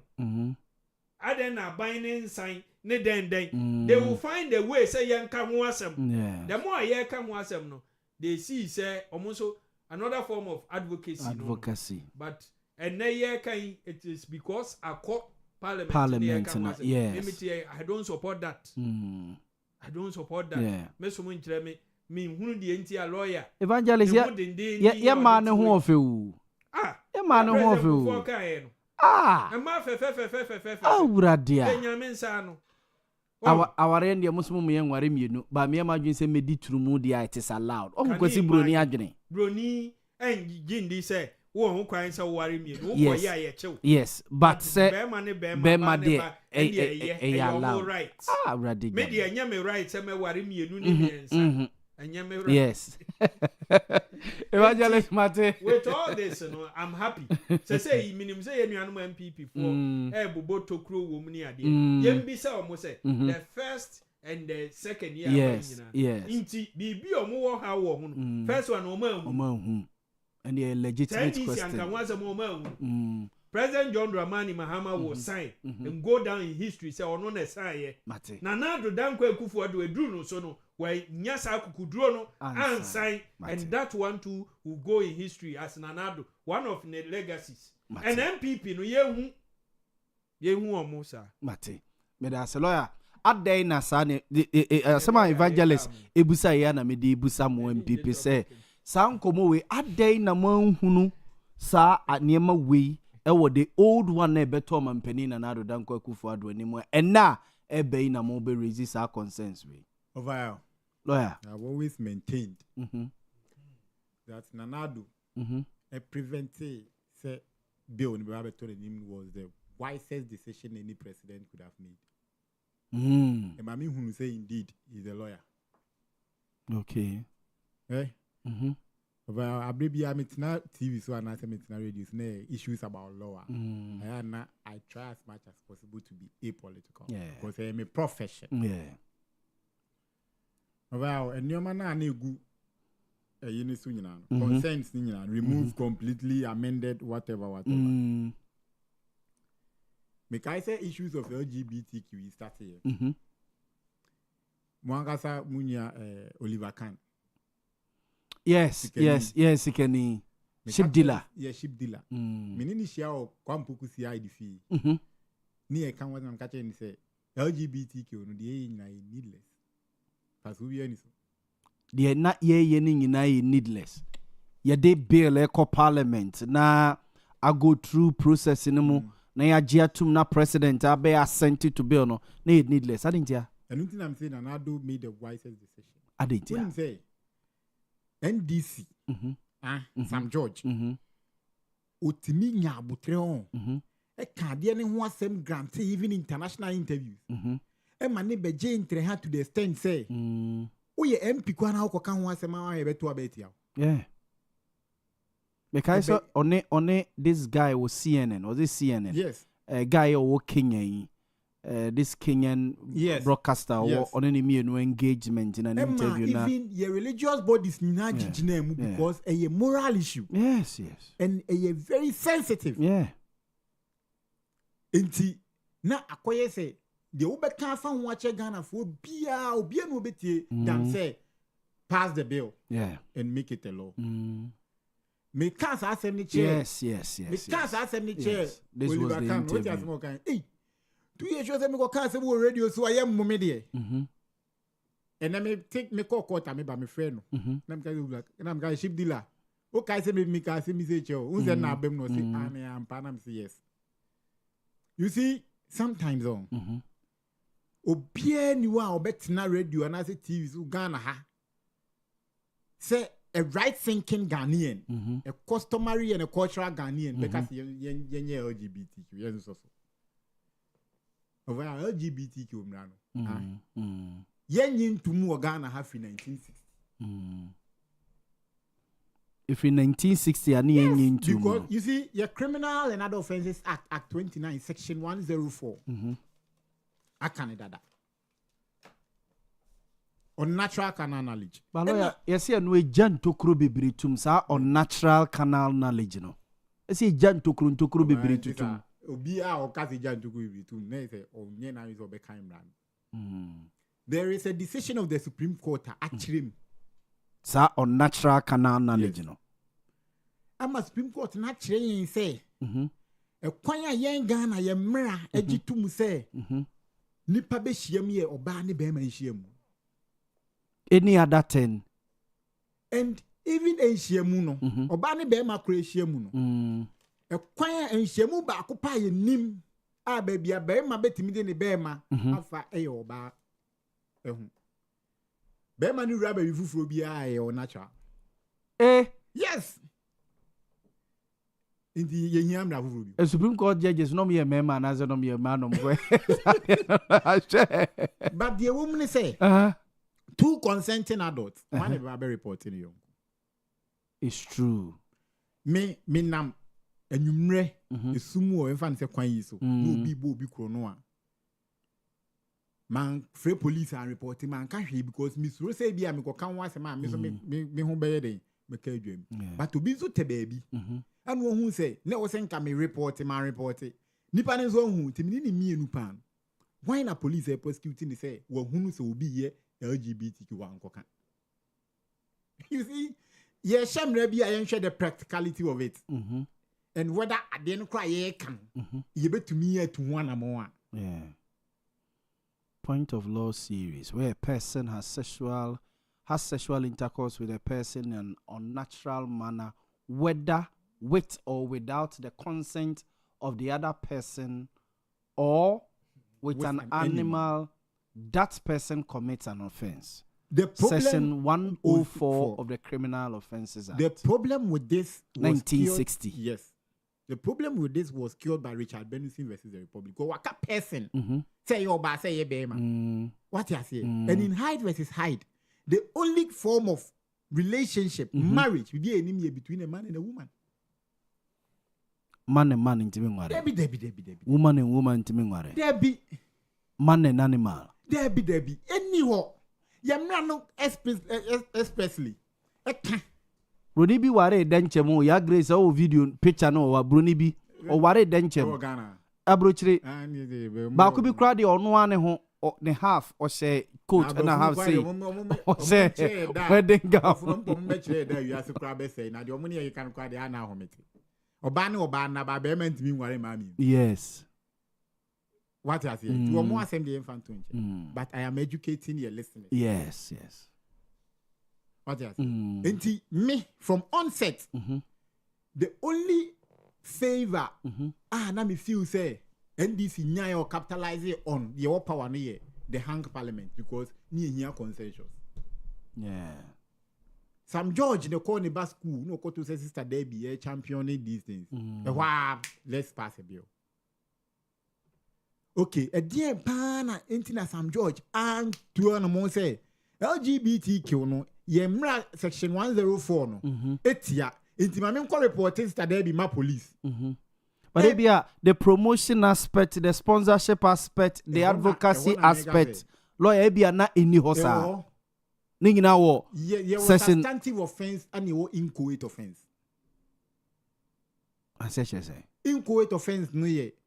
Attached to a substantive offense. Yen fan say of me no what na say. Ya bopo si e ba bi ku minua. E champon. Ba me no bopo nyo na ukunu me na me kokun no. Okay. What you say? Yes. In preparation to commit murder, you can be charged with it. And now, me never charge me with murder. What you say? The substantive offense. Me punishment. I mean, you be na ozu benya. Hey, me say man kuni bi. There be na me say the preparation no. Ya fa adwene. Na say me no na fa adwene nti sa adwene no na nya na o say nka me bo police for amane. Okay. Enti e dey na eniwo me be say me hu. It is obi kasafa LGBTQ or baskuwa. Preparations, abetment, attempt. Why don't you won't far attach the substantive offense? You see, at the country you lost no sometimes in developing. Ye pay yenyem ranch chere ho. Me one so see a certain pieces of your loss now near the court for the court can even put more interpretation into it. Lawyer Nkoma Yedio says Supreme Court of Ghana ruling on unnatural canal knowledge July 2024. What the decision means for privacy, equity, and sexual conduct laws. And church when be when you get into your grace mean to mankind.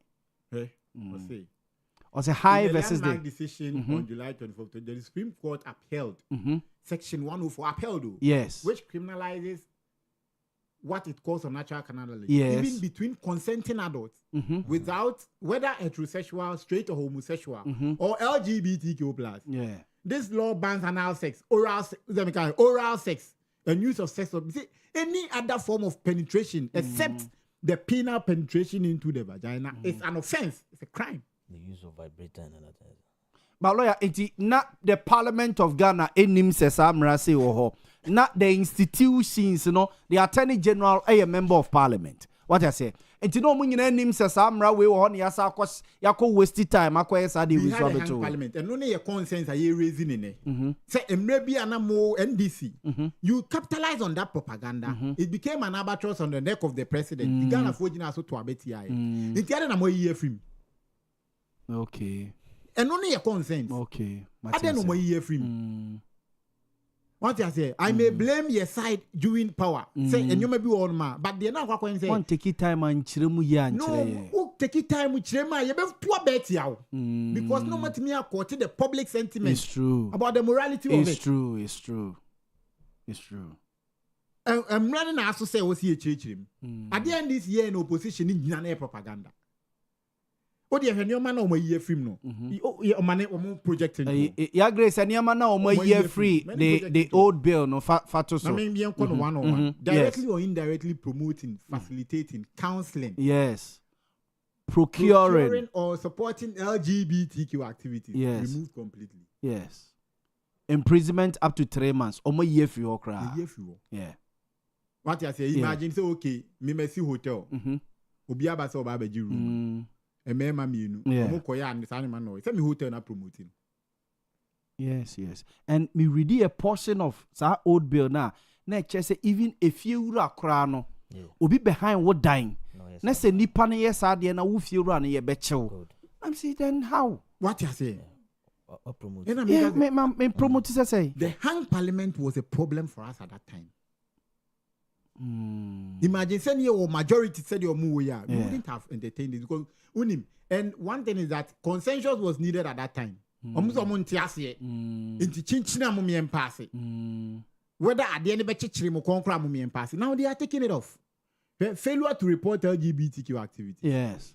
What you say? Fines up to 1,000 penalty units. That is the practicability of a law. Oma amende.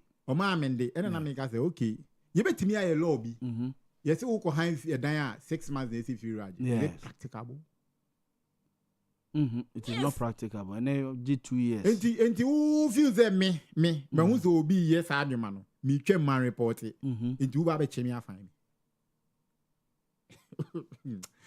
You see, young family, or say persons accused of engaging in LGBT activities were not allowed to access healthcare. Anyway, and I'll say psychiatric completely. Yes, removed completely. You see, one thing is that there is one thing say offense boniesi. Any another thing say ubiye nejuma. Yeah. Ovao. Ye nyina ye ti hei nyame mfa samba eden ye dwiri ana yakọ shasa ase ye shasa ase no na komo dien ana ye mien sai si ye nku a champon ne yenwi na be ye be survive eni eku a champon ne na o man na boka make sure say abi yen ye ho atoy ofi say ye nya ya na say ye mfa yen kokot. Hey, you see that is why we have lawyers and state institutions. O man na boka ni nyina echi no. Ebi we ka say mfa yen kokot because onu so you be the share. Onu so you be the share. What you say? Yes. But you say inti ye do mbeko court na ya bon kasa do mo kwa kotu na say dia meda inti ye ba be ku omu zubi. Ye be say omo ene ye ko yi omo ye den. Yeah. But you see, justice is expensive. Yeah. Justice is expensive.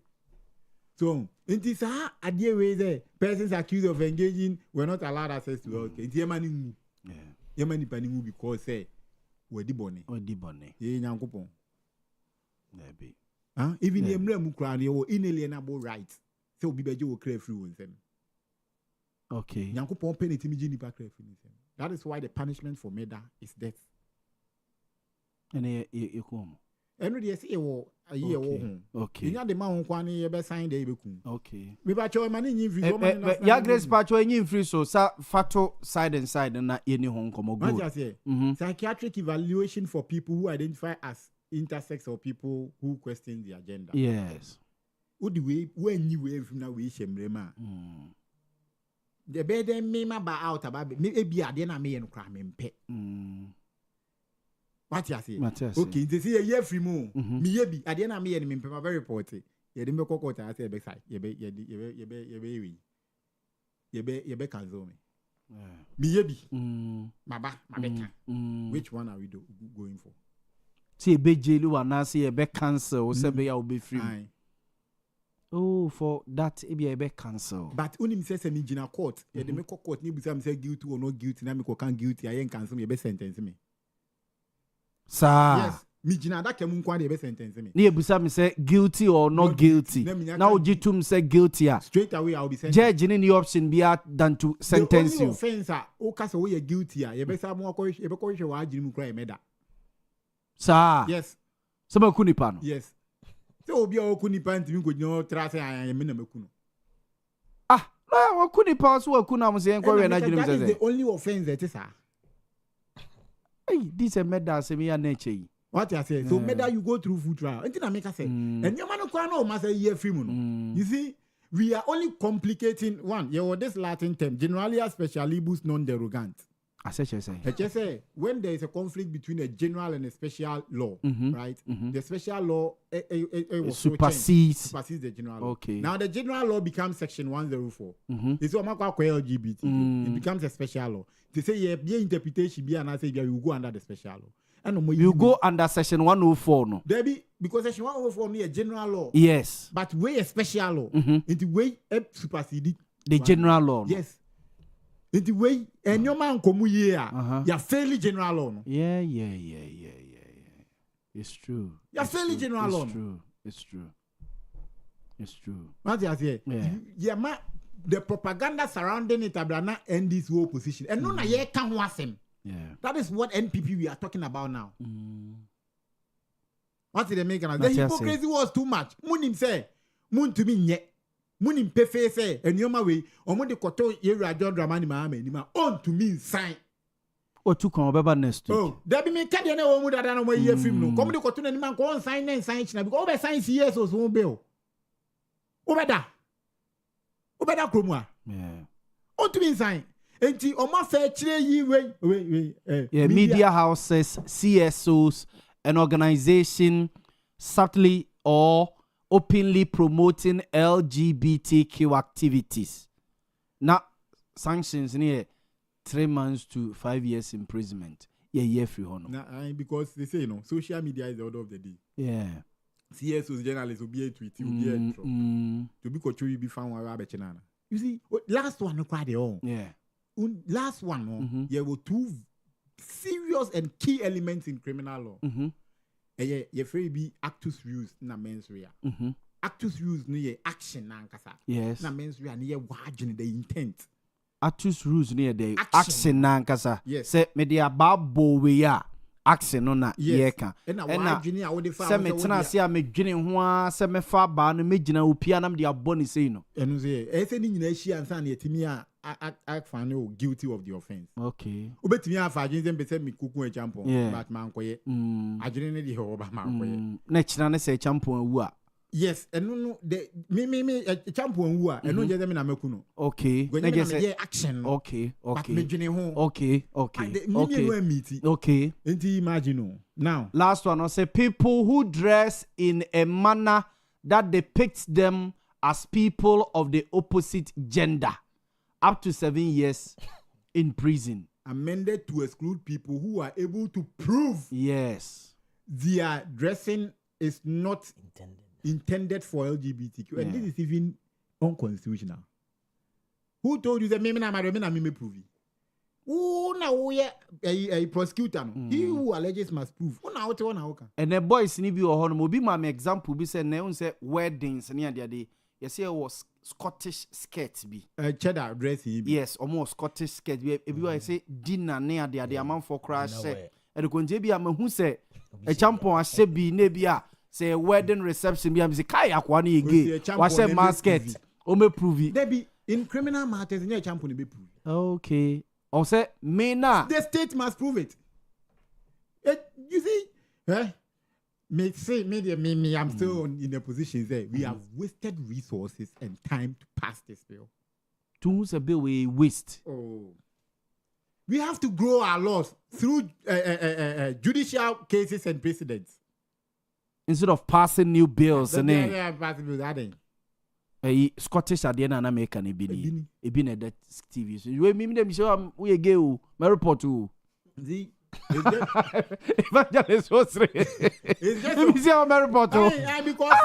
just unfortunate say NPP in power sat down to let this propaganda beat us. And evangelist is saying no more cratch for no more lawyers for no more. And I make say they na emien to mean Kasabe Brebe or who said they were smartly able to cut the public sentiment about it. Public sympathy, no. What you say? In the court of public opinion. Yes, it's true. A very important point. I don't pay your boy video, no. I don't pay your boy's Lausu video, no. Yeah. Honey ababe pie. It's true. What you say? This matter. Mekaya will come there. But the point is that say a state institution like the police, prosecutorial institution of the police or yen juma not about a criminal actor. It is better say putti as low soon come on the two screen. So I agree to the end to us. Can you say lesbian? Yes. Mekai say yet omo target and so a lesbian or practice lesbianism any same baby about that time. Yes, they were able to beat us to that. Yeah, they beat you to the game. Oh yes, I admit. But omo omo nyina omo me ehunu say omo twa Ghana for ntro. Etina make say Nanado refusing to let that bill come to him was the wisest decision. Okay, he made. Mate. It was the wisest decision he made. Mate lawyer. And baby, I'm imagining can be me say. You see, one thing about this whole thing is it's a private members bill. It's another issue. I didn't hear. Now, until you will be the new to the private members can be born brother. So once the state in Ajatum, the Ababe state in Emra, it was sponsored by a private member. You see, this is the conversation that happened between the president and the speaker. Who's the President Mahama for no say bill no kwana say executive bill. Yes. He said that because he knew the constitutional provision behind it. What is that? Any Emrana my friends are funtus officials a funtus. You see, they are only doing it for the president to sign just to fulfill a campaign promise. But even president in a sign Emane be Emra still as also it can be challenged. Just as OSP need the na yes I challenge you Supreme Court no. Yes. Oh my goodness. Lawyer Mate. Into over. And then I'm in person who's any man should anya political. And all the Yako school and I've really enjoyed it. And evangelist Graham out thumbs up. Evangelist out thumbs up. It's ever be a metato. Ever be a metato. What did you chat? I'm evangelist because of our at the NDC for any Sam George. I'm fast with the Ghana for fame. I will say I'm compensating Ghana for the emotional trauma they send Ghanaians into. Ya Grace, sir, adi we trauma me. Na monye the emotional trauma they sent all Ghanaians into Sam George and NDC when they were in opposition. Some compensate here. They have to compensate us. Sam George and NDC and compensate Ghana for the trauma, the emotional trauma they sent us into. They have anti-LGBT. Yes. Yes, they deceive that they lie to us. They lie to us. Mate.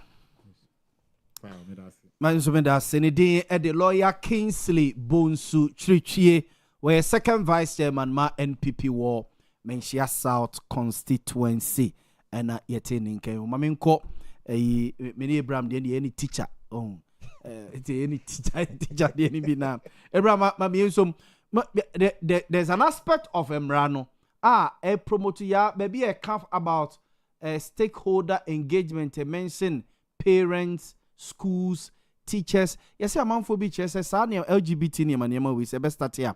Mostly, yes, teacher for ni be, through in secondary schools, boarding house. You call boarding house in the end. I say, be crack, but instead that, be a teacher for so no. I mean, too, a jump on. Maybe I mean that's it. They tell us with the lawyer do justice to most of the issues. Yes. But I mean legal education pa we. Me say my say me train now. As a layman. Yes. Waka bibiri asan chichi mu yam. Yes. In the number shares and they say politicians are hypocrite. Said you kind no. Both NPP and NDC. Or more the Ghana for wide been the ograi de ache. On say Samra we nyina your constitution mu dada. Say Chikukwa ininima anameboa. Oh yeah. Because say Samra we by Uganda president. Or say we are yebekun. Yeah. In 2023 act we are yebekun. They were definitely yes. Yankunswa life imprisonment. So what they say. Enti ye the punishment ya no see hash one and the air to do obema kwa den koye. Then e catch say men try class obey by Emra omudigu we nyina ni punishment na wo. Yeah. Leniency be brave. I say amendment no me no ya water no too much. See, this part was say expanded role for institutions. Or say the bill now places greater responsibility on institutions to promote family values. Or my parents, or my schools, or my teachers, religious bodies, traditional authorities, state institutions, even the media and creative arts industry are expected to help preserve, promote those values through education and public engagement. Yes, lawyer. Statement we. Statement we kwa we have ni ebetete ye nkwa kwa mo makwa LGBTQ. Sa we. Afi kwa ni ebetete wo mo. Afi ne be se nkwala no. Ye be kire wo mo. Okay, say NPP regime no. New curriculum no book be buy. Yes. Even currently Haruna Idrisu time you no. There's another book buy. Good. I no so you raise concern say you good and I agree say the to screen so no. This is a baby and a kasa or say gender identity. It refers to a person's deeply felt internal experience of gender, which may or may not correspond with the sex assigned at birth. It can include being a male, female, or a blend of both. At the same time. Yes, we know what your curriculum ni. And I was surprised how this time we also pop it. Yes, your basic education. From primary JSS no before cry obey a professional teacher no. Yes. Those of us any opportunity to go to any college. I remember say be a work classroom now there. You free be gender balance. Questions ya maybe say be any can say ya man. Okay, professional teacher no. Good. Say ye train one more about Montie as a professional teacher. Watch them kwalana de no. Say ubusa questioner. Any can say ubusa memma nkwa. Different miss ability grouping. Okay. So and this be our back class near a memma nkwa te ha. Na man you should mix them. Good. Oh, okay. The responsibility of a teacher to do that. Yeah. And near hona a gender imbalance then. Okay. So answer the questions you will be saying. Any question come man mix them together. Okay. So what you say? And the Zano more we are here school moon pokrano. Secondary school be an SHS be so Nimra ewo. Every senior high school. Yes. One internal emra or running school no. Say only we obema any can see who a ma dormitory. Yes. We obema any can see be who say we share oba atare. Yes. This idea we nyina hoda da wo. So what you say? I na nanu nyina nim empanyifo nyina ye enim. Empanyifo ya omo parliament nyina they are aware of all these things. Yeah. And the other na why now? Na baby am no problem kese pa ne mighty minority complaints on Monday by. I like the adjective mighty. Mighty minority. Yeah. Omo complaints or more. Maminti. I say, almost ya Oma water. Law, sa amendment your modia bay and yes. Yes. Na Oma yi be from Senka those days no. Se sabia no mnikoma na nado dango kuvadwa. I don't think Senko be rejected. Na mi bisa se. Aden almost 1 year hwehwemu no ma mani bi ne ehunu. Yeah. Na Ghana for it man akasa. Yeah. Na ye to the extent say enkofo bi de omo de omo agye atum se omo ye gay. Ye mpanyimfo no bi. Said the enkofo bi ye no. And he said omo di opposition omo see ye no. It go to some extent bi na international body ni kura no money ye den ewe ho based on some politicians bi no man no mo ye edefa sa be we ho. Yeah. And they say no more kana. Some politicians I remember say afenyo marking say kasa no ka say engophobia no mo ye did those days e do time mo ye debate no they are nowhere to be found in parliament. Mo ana mo nimu na mo be church mo ma ye hu say we eye we enye no e do say mo ye hu debate na me ya pass no you are not in parliament. Yeah. So what you say but e do obi dia so de utimi kasa ye chire mu say fe de ye nkura no sa me sheda na me business won fa we ni nya de ento so ye market one no mo basic no ye chire mu tumu and those kind of things ye won nsem bi wo ha ani ma bi ye won nipa akwa ho a yentimi ntina live program and if the case you nya den enka ye fere even kura ye ni nipa ni sia ye body ni kura ye den ye fere na ade ntina sa se mo ye ba beka e no krese Ghana ha se no sa de we e ya chiwade ye kasa chiwade a ebokuro boman ye nso so nti ye si den ana yetimi kwaji bitum na ye kasa we ye be ye ose na onim de ni nyina afriba ni nyina agina sa foreign aid na be den e beba no kakra na ibenya free abrofo no la sula na ibenya free abrofo no ho ntini ye suro se ye be si ni pi akase wa wo be ye culture no ye nso so sa na mo we so e boman e ya chiwade nti ye nye ye twetwam ne akoye mra na wo ho dada na mu me ba be hyemu kena ye ntimi anya den anya ne sa because ye be lose all these foreign aids e dey free abrofo no na me bisa se Uganda and Ghana himfo na wo a natural resources bo o mai ba na se Uganda timi gina he so onyi ntum ama serious sanctions against this and growth won't me enye sad na how much more Ghanaians.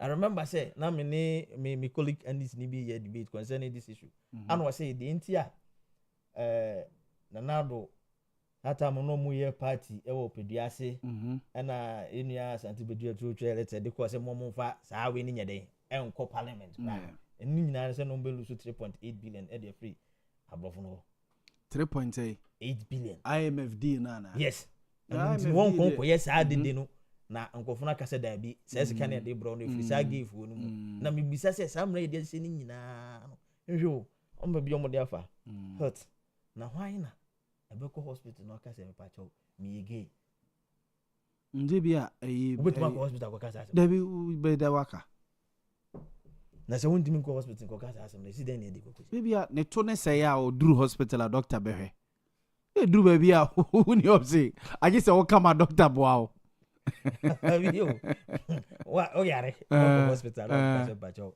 you see ni yamakwan yo sa mra na che se ko abetima kase mi ege nti say mo hwe me ana meboa those days na nya mfanya mra ne de wo fere o amafo de ho siesie ene kokoji no ba say mra no say bibisa ro betima akọ ana meboa obetima akọ sa no yare ne na che say indirectly ni ade atum akwasi ko so no gidan kwantia nti obeye no yare ya wakọ because say ne betima nya duro nti say tia na say de na wo kan Russia foi ebi abaha no say santa because odd in my culture na me hun na me kwaka say we gay no tia obetimi dum akọ tia be chi na meboa because my accusing say we den we gay wa bra me hun say oye e nti ayi bisam ya meka say me mu ha say no Ghana ha no se musu obi se oba atare a ye friend ko jobesia it's true ananya sa ne ko jobesia good and this no mani nya me kwaka say be chi me enti emra ne de say de ye ka no akwasiko nso no ere ojankwantia ye suro say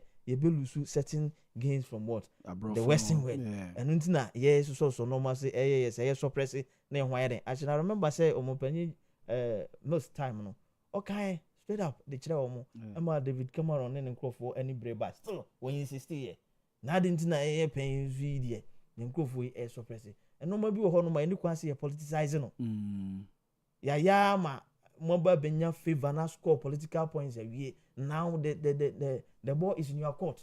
She say you see here eh no. And no now they kind of those days no. The same thing and yana. It's true. So yeah man go for be lusu omu sit na ade one political party be so be unpopular. Obey unpopular because one so no so majority then no. When to man church mu ya magana for anya den anti ase. It's true. So say obi ko kan yes obi lusu ni. No kra na da ho na was say mo kan. And ntina yen asofo no so because religiously we are against it. You say a Christian country and anya sa. And this all the way ba asofo no so be so like den ejina because then majority no you fail to explain things well to the religious leaders and to be support it then minority na do man or do machi what you say Muslims who are against it traditionally chiwade so what you say it's true any kwan say here yes so and to me who say these two political parties are more fairly Ghanaians this homosexuality issues and any kwan say obidi koko gina ko trumpet say you buy and your best sign.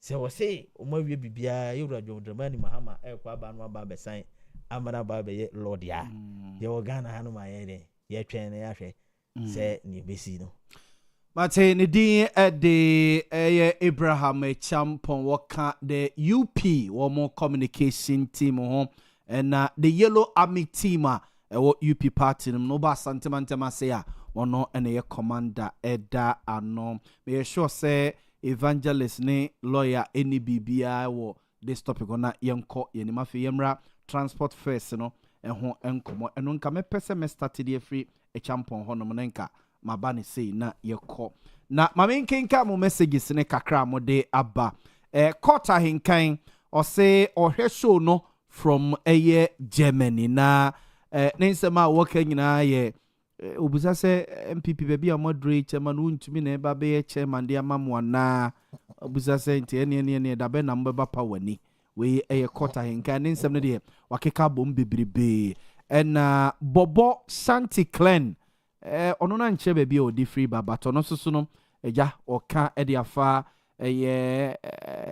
modemo MPP boye proud to the elections Nana Fosu next or say Yaw Boamah good evening no good evening Nana Fosu or say her show no live free Dubai International City minim Dubai International City krona wo kan say Dubai no ade and I say KJT Dubai but we there me sure so her free Dubai and on so edi way abba we mo messages kakra minim say ya Grace metimi aye birthdays no very quick free hono a nanka yeko ye ni metimi aye metimi aye nanka yeko ye nim na fe ya toaso na yakọ the next topic which is transport first no ebe rise by 20% from June the echo matese the transport minister intervene ema yetiti bibi se omo ebe suspend increment no sana yetiti anope ye ne Gabriel Yaw Boamah din komo true drivers ne concerned drivers onum spokesperson na mo cheche nsemu pire say the transport minister are calling for a meeting awie wo mo isara no panokra anisa but awie yetiti se bia there will be a suspension of sa increment no Abraham mame started okay mame enye birthdays na yenko mame enye birthdays no very quick or say happy birthday to Joyce Odro Madam Joyce Odro dodo na friend Abna Konama na oye chairperson Emma PNC party no wo Efija Kwabre North constituency and na osase former parliamentary candidate Emma PNC party no wo Efija Kwabre North constituency Madam Joyce Odro dodo no a friend say Abna Konama ene your birthday wow general secretary of Ashanti region Robert Dambo say omao happy birthday. Until from all of us, you fear has say, Joyce, you're happy birthday. What it? I mean, Shram Quatenti and Wooding Wom on far and no more. Yeah, me and the next one, so not yen to us good. Happy birthday to Madam Abna Abrefi. Madam Abna Abrefi. Abna Ewo Quadaso Estate. Inti Obusia ene unuanum nyina se omuma happy birthday. Abna brefi o kwada so estate. Nyankopon nhyira nkwatenten ahoden ene nyinche enomo ebompa yese odomfo no emfa enomo. Abna abrefi kwada so estate. Happy birthday. Ma yento aso ya, ma yento aso na yenkwenim good. Ready miyama kunta. Happy birthday to Mr. Teddy Osei Bunsu. Mr. Teddy Osei Bunsu. Oye juma e Bank of Ghana. Oye juma e Bank of Ghana eja. Na dama ena mi producer Dominic Kwekubuatin. Kwaku we na penny anasa ekuya na penny. Dominic Kwekubuatin ne wife ne brother in tinaje na kunta no. Nti from we di abusua ni nyina unua ma ni nyina so mama happy birthday. So what I say na daddy Mr. Osebunsu so my happy birthday. And now mama Cecilia Osebunsu so my happy birthday. Wawa konta Dominic Kwekubuatin so my happy birthday. And ye nyina ye say ya ma happy birthday ya wada ma no wama ye ya kwia ya wabe o ma woni so hu do nua ba fam ye wahwe ne yi ohun bo ma ne nyina oban ofia me ye nya oba papa ware Nyankopon nhyira o Teddy komo pi wo ho matese ezu wu kumase ti ya me ni nkomo why ye ni nkomo mfa nsi Dominic so di si Dominic so a ebetima yira nsisem afafa baby bebre ti mi number dada na ye ni nkomo no why me that say ye to aso na mami starting fan free a champion honum Lord first into mu any petrol baby ayaba begina asomai nipa pifi say baby ayaba bedro de I say it makes nonsense of economic gains na yes yenya asomai because anopa mi hu flyer bi asa January 2025 na petrol liter back ye ton 14 Ghana cedis 99 pesos sa mena na dollar ne nam ne say 14 cedis so say 15 cedis so say no ne ye tono anana inflation nam 23% to say dey wan everything was off gear na ye to petrol and na ye niema toto in how come say about be do this point jump on mami until na ye ni nkomo libiam da se bebre transport fare ya increasing in say am question say Ghana for impanyufo dey determine oil price na yena determine oil prices global oil there be global issue yeah determine global issue lawyer yena determine say oil price ko wi as Ghana yena determine say I say world market na nye wan woni ba lawyer mpacho member world market me boa na yamba na yen so ya adjustment say ho na say world na e determine price na adentina yen politicians use to score political points day in day out obeti say MPP na power ya two petrol ma na ndc ka ye penso na petrol ye say edruwe musu penso petrol ye sen na ye de ato enua timamufo no den etirim nti obi a ono no wo floating voter no so and yes ade a we mo nya den omomwa me mame kokoto abanye den ema wo mo so enti ye di no mo bi aye politics ya ma oman no esay and so ye say eyeye on say time I remember say na MPP was no ye two petrol mu pe and this beba out aba beka say nim say enye na determine world price there adenti and ye dey politics na ye so timamufo no sometimes ye two petrol ma and I say ye tiswa aya ye musi en say sa GPRT for omote so ana omote keska so omote so but ye two mu pe no mo so ayeden atum ebu okra obusa say omote so omo say tie boarding spare parts wide ayeden no masa de akwa kwese ba bi fufuro na je say ye ne yankasa ye yen atamfo je so oman mu ju a ye mpe so say see obusa the reason ti omo de ato fuwa mu omo say petrol no boy den ekosoro ananye sa diesel ne de omo so oman ntima anya den omantum ananye sa diesel ne de na de aba fam ne mum petrol de ekosoro nti sa de a omo so be den ebetum by 20% na ye omo na determine percentage a we say ye de to first na nsenya from Aha to Accra and almost 150 or 200 from Kwasi to Accra and so those days na ntisa one particular company to make us say masara no batum and any penny for my muhan penny for your transport. I didn't know you was a my home and my way.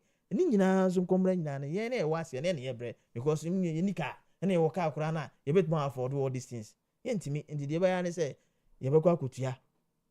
Umpo, won't you ask for better now? Maybe a person won't be at enco. And the American say, any can say politicians, and only use a petrol issues we at the score political points because you are not the one to determine what a world price a market. No, this is then or they a year politics. They say, I'll buy Dom Kuma mighty minority, almost so Ababa Besum at the Ababa politics at the sitting president, all because time one no more so you did same. They say, Sana politics in Ghana, a mamma quack near we no my try then. Say no. Social media no. Do baby cry koye nim kakra ye kotra this petrol to gallon say me ba mete so drastic lo mo bo mu ntimi nye. Ya say ye kotra ho ba minim die nti ase. So what just for you so better so drastically. Me want so you know determine. Sana ye dia kwa kuku. Sana kuku so ya politics. So mo mu ade bibia ya politicize no. Na dia ye kasa ye state na kasa dia no kura no. Mu fa nye politics. Aya na motum ku na he ECG light prepaid no auto air won se dey adwane sa what I say on say no na mo the control so mo ka ho hwe water bill last month kokoso bantama area 1 month and so ba just a week the whole month mo so 1 week na omodi bill no ba no first na normal one the ba na me 20 cedis or 30 cedis and me 67 cedis. Hey, yes, sister. So my increase na dia ya nya no. Yanti man san more no yes just a week no. O ma tum sister me 67 cedis. How? Ye ni batre. E ba na ba ye na wo fie on e ba 100 cedis.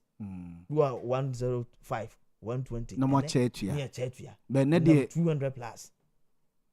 Hey. Me frère omo supply o barakesi on bi so omo say light ninja stable ntin so ni ntimi nyede ema ade light ninja stable e kam nim say nka meter na da ho no ma ubu na yede eridi nti esi de na ade light ninja stable am ntimi mu so no ma yenya bi no me fa ka na ko bu so na bill no ba etimi ye more than time ana ba no so nti yeti kromo anom ana bibia no corruption na adoso ne ye ne yakasa ye de anokura na yentimi enditime price ni yo ne ye owiase ma nyina adwa no a omu ne de price na de ema ye no ne de aba ye campaign politics na dia score political points na fe no aye me no na ye ye bre na aba do say 20% no now aye GPRT for na so mu determine transport fare e Ghana ha the GPRT vote me sware one day no mo ka say mo ba beto petrol mu dia aye fare mu dia na nyina ye jejeje nti dia ne mpanyufo no say den e ya fa because obi tini baby no no atena ase no aka so asora no pa wo say spare parts koso tie boy den ka ho no ma boy den therefore we say me so me to fame wo be fura no abefuro onfuro so awon yene jai ene hwe no ma yakoso kumase intracity trotro na ye kan hwe from oko bant ebia na wo ba abrepo janse obesi G runabout usi ya osanse wo ko bant ma udu hon ma no wasi ubu no ko asofia so ne ye o mamuwa anso wo wia no de ne say point politician ne say omo ya akron ba na ne refi no ma wo ye den oye ene hwe ye de kenke nyina obitimi sore fa kenke de kwotna live program se kenke bo da say parliament ye baaye no omo baaye no kenke bo na da say abro back odi free village wo kura de ba kuma se abro so na bia 500 Ghana na 300 bro de a free 1000 cities ba be 400 500 cities wa we 700 mpo ene buze mpata mu ni ba bia won banku kota ase na etima banku ya bobo ni se eye se enti ye ne yankasa no ye nsusu no ye ho bone mo tirimo dempa yo mo ton banku ni tilapia what ya say enti se na banku no se obetuma mene me ensa banku no tilapia fo banku tuma mene me ensa na buza se onu kwa mare no to no yen na wo kode atomu dia wo se wo babo abani ti so enti ye nyina na we own enemies ye mo ase be mo man na de atumpon esi ye wo de aba se ya to fe mu wo pa he ade enchi ebi kura nwumre mpati se o shase e se baby bebre wo no mo a omo tu especially be eduru anwumre peak period se said this time say no a ye se nkanka kra se ni nsuo tokra de ne wo nsuo to a wo ba bi so mi busa mo se champion ade a me busa ye se unse nan say vice president omokofa buses bi by some of the metro mass on ewe he enya starting nya adwuma secondly so mo chairman regions no nanka eno so support ya na omo pilot bi wa lawyer nim say say eno dey have say evangelist wa to be kire ebu so mo pilot bi wa akra ono mo ba bia na omo bre o ka ho but minimum mako 100 o na transport minister is fucking out oh Debbie lawyer Debbie laptop no na enye adwuma Debbie now sa se mu ya okay on say wo ka yero wo se wanya bia wo ka policy bi wo ho no ma ye said that for inferior goods de ba ni abese teachers wo etie ya ga se am laptop na wanya bi obi anya bi no bi say ko school bi e ma na say teachers for nyina about 98% of them on laptop nya adwuma laptop na say wa ye oni an wo Ghana an mo nim say you very good companies ya on laptops ye adwuma e kama ni ko fa unknown brand de aba free China na o e o de an o ye de o sofa enti saa bi he na de omde ma students no school na de ye adwuma o de ye adwuma and kama ma mu teacher for de na enye say bi na me site example de chono metrobus metrobus metrobus yes metrobus omo ya adum ko bus access enti say no ye ntimi repair yes e bi wa ne tie crack keke ne tie nti mu ye to tie ni bi de ase me de yes e bi wa ne headlight ena nya adwuma ye to bulb de ase me de ne yakọ oxen ne akofa foforo asan e de aba ne abo ma ne ka so sa da no me catch us say IMF bailout no aba no say who ready from enkroma penswa de ba besi don the money mahama penswa your problem ni nyina ye the same you are physically indisciplined so enti ebeye den na say world market increase oil price who bet my adjustment afa you have no option because the idea man won't mean in where you su ni ye na biaka na say world no kura increase a won wet my adjustment ka krabi na cushion no members no and our citizens no more than ato mo enti say world ni increase ni pe hey we have no option than to also increase it na dia kwakọ ye koko nyina beshem ana say petrol so ababeshem ntam bisa question say ye politicians na ye na determine software prices na say word mate ni de Abraham Champon na yetene ke lawyer ma memra ho no lawyer me before see ebe tumu ma ko say me yetumu biemu yetumu anza na ebeduru hawo ana refi ye de bi chichem ye de kan tumu ansa na yebedu 15 Ghana cedis ana wonim muka say and this worker say aban ya kushin da yi yes aban subsidize omo ka so omo yi 1 Ghana cedi no 1 Ghana cedi levy no omo yi de free ho no yes sebe ya ebe keep prices no for determine anke ko subsidize o ba lawyer say world market price there onye koko ni bi na koko so say world market price nye determine na why ni determine send ye hwa ne say kosoro ne ato determine opposition so ma 6000 and no omo na determine and this phone determine cocoa price ni fuel price how Bible na Bible aka o si de nipa de fuel no mu ba no e na be gu hu fi Matthew kan no mo de omo nyire omo ho a no mo ndada Ghana fo no mo fa Ghana nko shamnam lawyer is awful mo fa Ghana nko shamnam afi de enye o de ne determine world market price na levy ozo of any evil levy omo ba na omo di bi be share ni mu eji di levy ye ni devil levy also friend say devil levy nyom na di ni bai omo na di ni bai na omo nji di levy di ni ye dey omo zi dum so levy nyom na ka so omo de ba be siesie yi yes na a car ne wo energy sector hono ene me call court judge no court on bisa say na be na court is e benya plan because GRE for will be the doom like ko eyi o court because ni na sumu ni di asem ene court akoye na ye doom light o court Inji enra baby I want you doom light in so be how many times within be 10 minutes oh yes enra nyumre say me ho ye doom no so be about 3-4 times within 10 minutes yes within 10 minutes amudum no so be 3-4 times no media me kwa me person make in this they have failed and this they were failure opposition wo come the power na to na ka say NPP ye be CC fie ni afa actually that's right Almost say, are they be kind of opposition? Beer, they are doing the direct opposite in power. I trust some kind of opposition. Kwa, omuntimi, uzamuntimi. As I'm catch opposition, I trust them. Propaganda. They lie to Ghanaians. Bold lies. Asem na oka no. Unim say tropa no oka. But onya kukudru no ayeden waka. Ena Ghana for eto sa trust them no. Yo bo. Monye. Tumi no monye. Na mumfa nye ni yi. Ena omusi yu yaba. Is it dollar musi di no do 12 ana? Me boa. 11.7. Oh yeah, 11.7. Oh yeah, 11.7. Na enu akwa na eze. 12 money ekon. 12 money. Bank of Ghana rate there 11.7, but our black market there around 12 Ghana cedis. Over another around. Bank of Ghana is 11.7, black market around over 12. The Bank of Ghana 11.7 there, black market over. You see, politics now you know of our. Ade aye nyina ye hwehwe ne say Ghana ebe konani. What you say? Yes. Emaye mane nye say me party ni power nti. Me kan party no power na guma se na be obi feel. Ofeli e kan emi. E kan emi no. But yentimi ntina wonso nka say o mu feli e ma ye nka. Because you have to criticize the government. You have to put the government on its toes. Yeah. That is the duty of an opposition. Even in YBN Avelufu versus the Republic. Court ni release NDC sika. Your mind, it me your mind sika because NDC to me be due mind.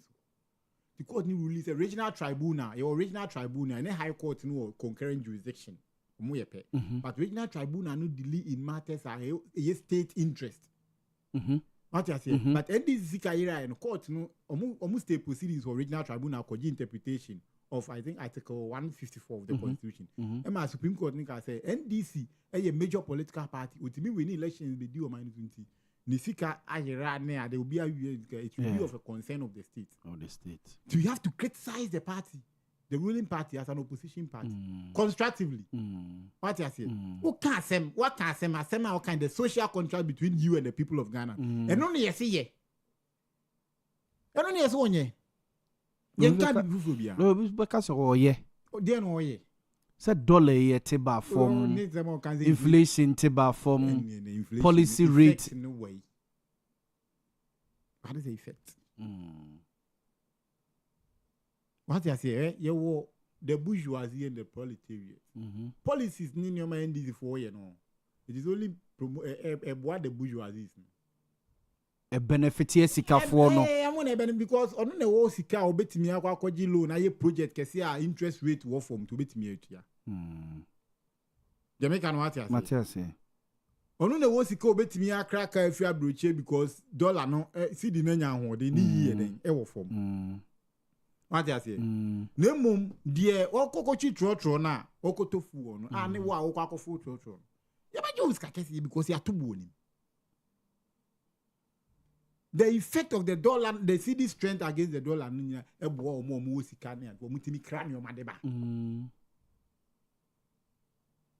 company they say no or cranium money the bar. So the can because it's a man according warehouse near this. You have to petrol, no so betu ni bo. Yeah, nti petrol board is a cost lawyer. Effect on virtually every product too. But yet as a petrol cost 20 cedis per gallon crowd inflation because what that trade because because of gold sika yegu omudi rewura ni omudi they are only artificially stabilizing. It's adding to no mon fa bi ngu petrol so de no na instabilize na sentiment. Then what go petrol so de na it will affect the trading system between the dollar and the CCD ni because into ho na ogu so pompigum. So go the question petrol, ma go the dollar and because of petrol. Until one who goes up on pigum. I don't know NDC ama no mubu no. The you see a lifestyle cra Ghana on before your lifestyle antisa. It is wrong, entirely wrong. I don't know more and wow mine they have failed totally. Oma felu o mine straight. Only 16, 17 months in government. Na memu obe feli a on. Ye de also ayi na u feli o. Uni baby a era John Roman mama start feli. We so ani na no share a Christian council near you for about LGBT. The one no disappointing Ghana. First statement no disappointing Ghana. Okadia o asemo oka say LGBTQ no enu kwan say ye e wo say reversity no na ye koye engagement no enu kwan say ye private members o say government so he a oka no na asofo ni din ko no bia ni ma busa omu free one omu hu say o man nkoi o man nkoi asem bia enti se obe failure ha on all the flagship program near policy near 24-hour economy. Yeah, 24-hour economy. And also maybe a women's development bank. Yes. When you know, people say you discuss the BA bank. And I'm told say for bank around 400 million Ghana cedis. Unim pefi. Unimu. Ne budget sa o de BA bank. And then can fam be shemu kra man is kanibi because he can't son ye dey am unze nye dey. Malo we so can say be a 4-year period in enwie ne bia wanya say sika ne de bie bank no say ne omu see 24-hour market across the districts. I'm told it's about 30 almost 30 something. No, about 39 I take you off, was a 37 I take you off.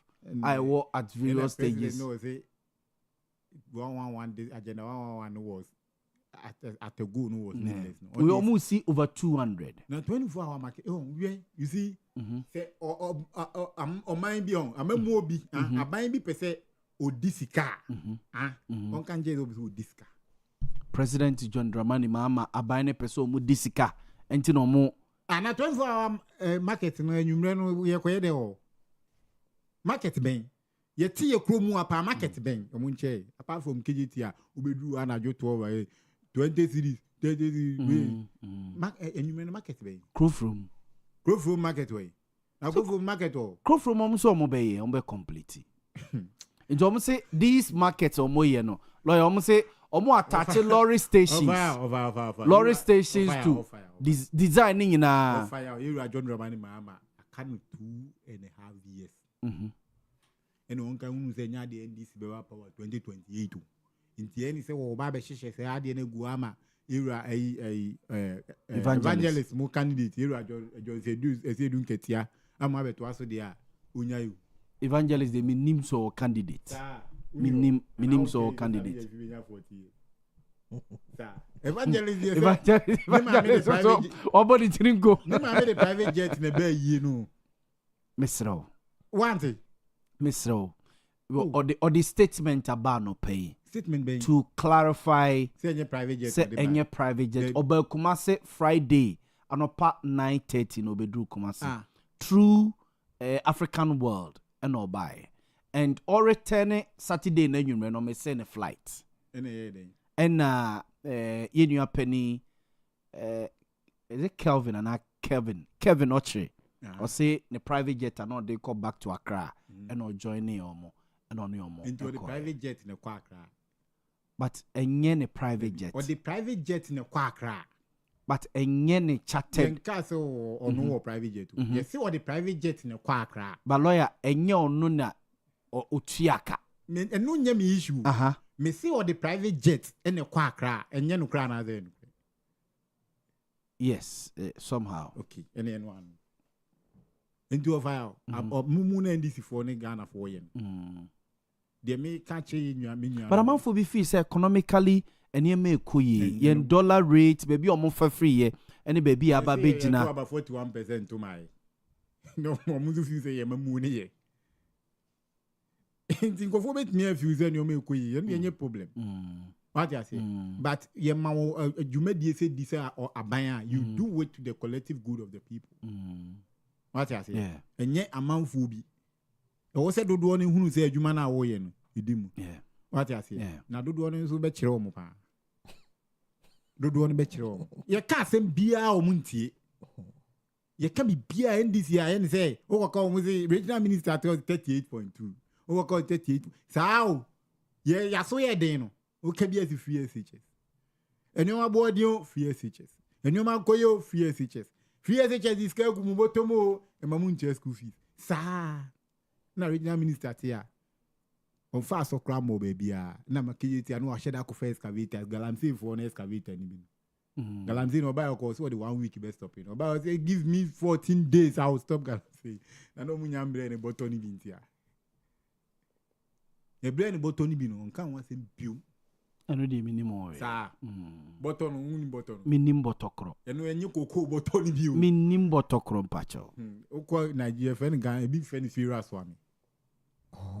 Minim. Yet Tihani a coffee excavator could see from Kujing run. A big then what you will be.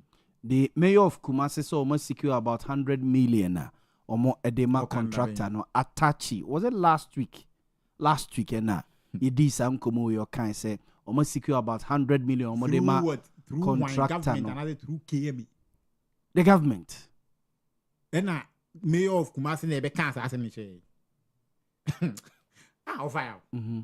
And this is secure $100 million. Not Ghana CDs, yes. Eddie Bay KJT. Mayor never catch a crop room. Eddie Bay Crop Mayor never catch it. So, oh, yeah, the manager of the city. Now, the any man this is on museum politics. One is a crop room market no monyana. Yeah, say oh. President said Obama de Dibrunya 2026 by December. Oba bibia no ama Marco Tinema Kudija and me de Dibrunya Okumase. Double track in Zemnibia. We will scrap double track by the end of 2020. Mataloya. You see, what a political party is predictable. Mate. Omun to me, mate naha. Omun to me, and ye person we are daring them to do it because ye pay. NPP is daring and this is a complete growth market. Growth market in 2026. Ye person mu yo. Ko ye maame mu person mu dija. Omunye ni enu. Mimi wo men share south growth market wo me constituency. Yes. Omunye na mani wu. Omunye na ye maame ni munya ba bi ndija. Omunye na growth market no. Se ne esi aye basa na esi wo ne betimi abu agukura no. Enjai ni ehunu so ma ye. Ye hwe. Na ni nyina echi no me kan che party for the bia me kan sa asimwe. Se party wo opposition na on. Empanifo na ye bufu wo mu na enumti ye bi man koto ba ye ba opposition. Nyo mu na de party ni sa ba power. Ye ya ye bufu ye na ne de party ni ba power. Yen ya ye bufu ye na. Ti me kan che party for. Ne empanifo no me kan mabunu na ye party. I'm talking to the constituency executives, the polling station executives, the electoral area executives, the TESCON people, the youth of the party across Ghana. Say me sell baby o mine kono ye Ghana for ye de wo ka. Baby o mine kono yen NPP. Mabunu no ye de Ghana for ka. Yen fat party no. Yen fat party ni campaign. Because a kai do o mine say o see ye ma ye Dr. Mahmoud Baumia de ni nyansa ni nimdie ebu o mine. And yes sir ye di Ghana for abro. Say ya nye jumaden ma Dr. Mahmoud Baumia me president 2029 yen NPP mabunu no yen ye di Ghana for abro. Yen ya ha Ghana for because you are Dr. Mahmoud Baumia say mo gina simpie so kan even about Ghana card mo ankasa interior minister ba be confirm ya mai. Ndi you about me say oni ni di ba kwa onya. Edi na sabo akwa Baumia ohunu ochina de ye ne. Nyansa de bo akwa Baumia. Ohunu de ochina de. Chia de ni china de eye ne. Ohunu Ghana card de be ya mai no ye. Didi ba kono. Mate. Dr. Mahmoud Baumia. 2029 17 reals when he as president of Ghana. Ghana munka izi ewu. Mate. Die ni ama ni hunu. Mate. Wan ya mochi na ye CBC amazongu for ne ho ne best start.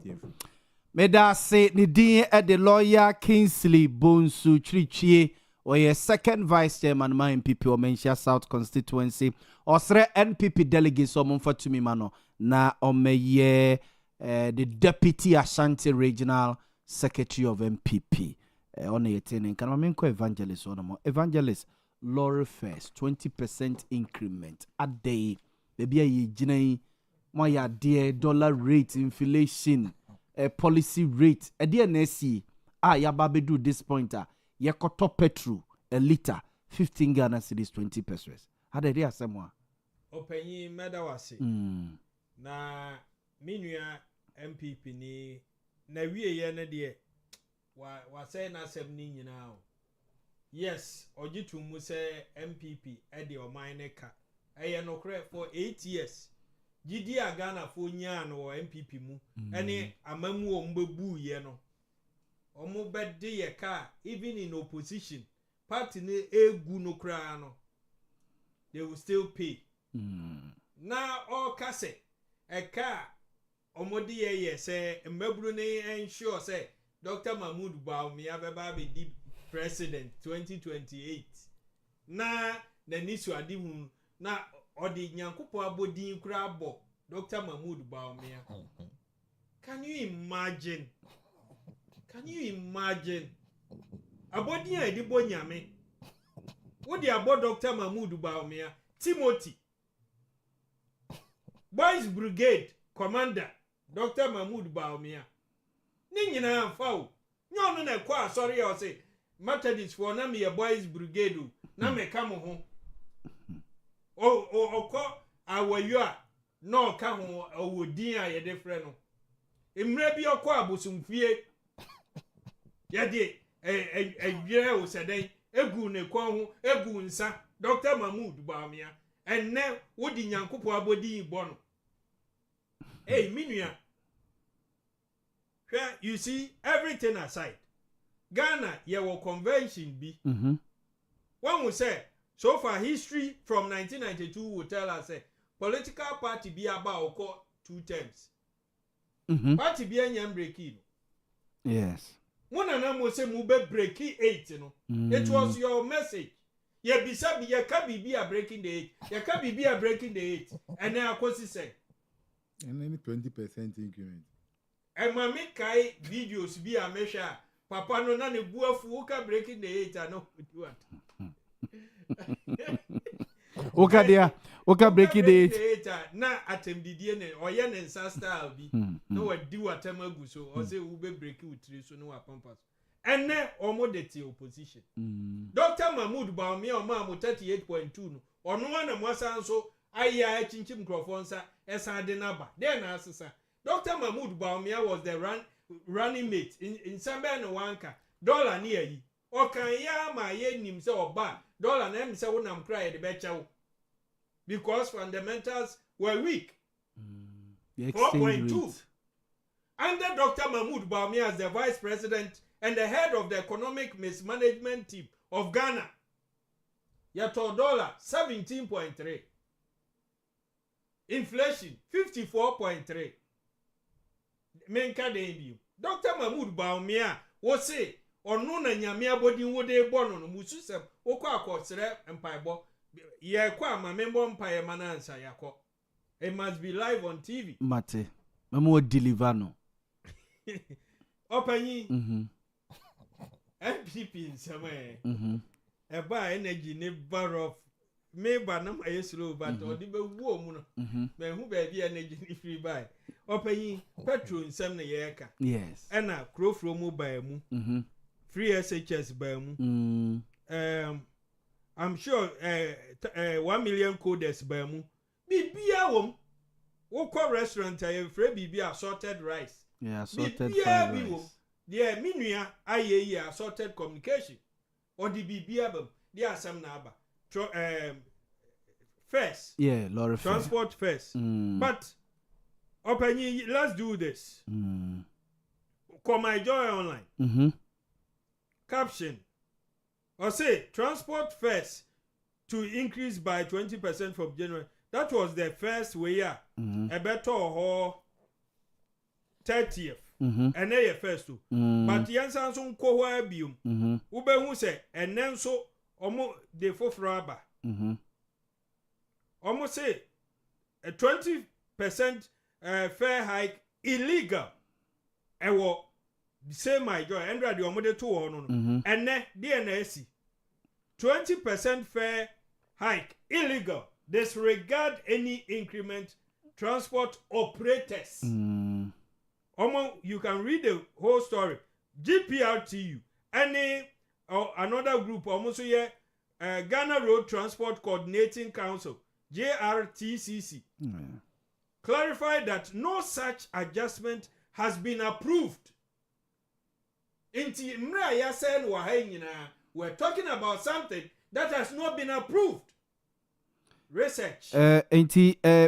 Minim say ya Grace ubenya statement na way so say the road transport operators confirm no 20% increase in public transport fares from 2nd June 2026 or say existing fares remain effective until further notice. We a statement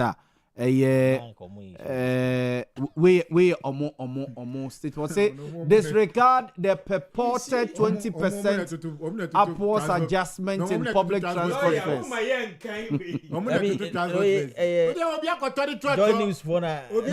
Just this afternoon release this statement. 20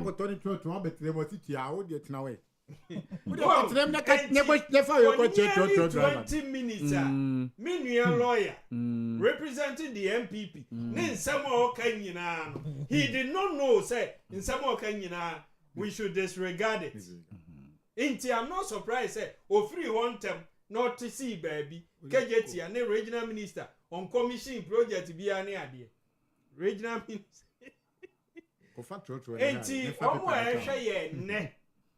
GPRTU. Any other operators ye record ye jo mutum awo mamhan. Omo say muntum sa no mana menua MPP aka ni nyina ntungu. Omo ye bibia sa there's more consultation going on.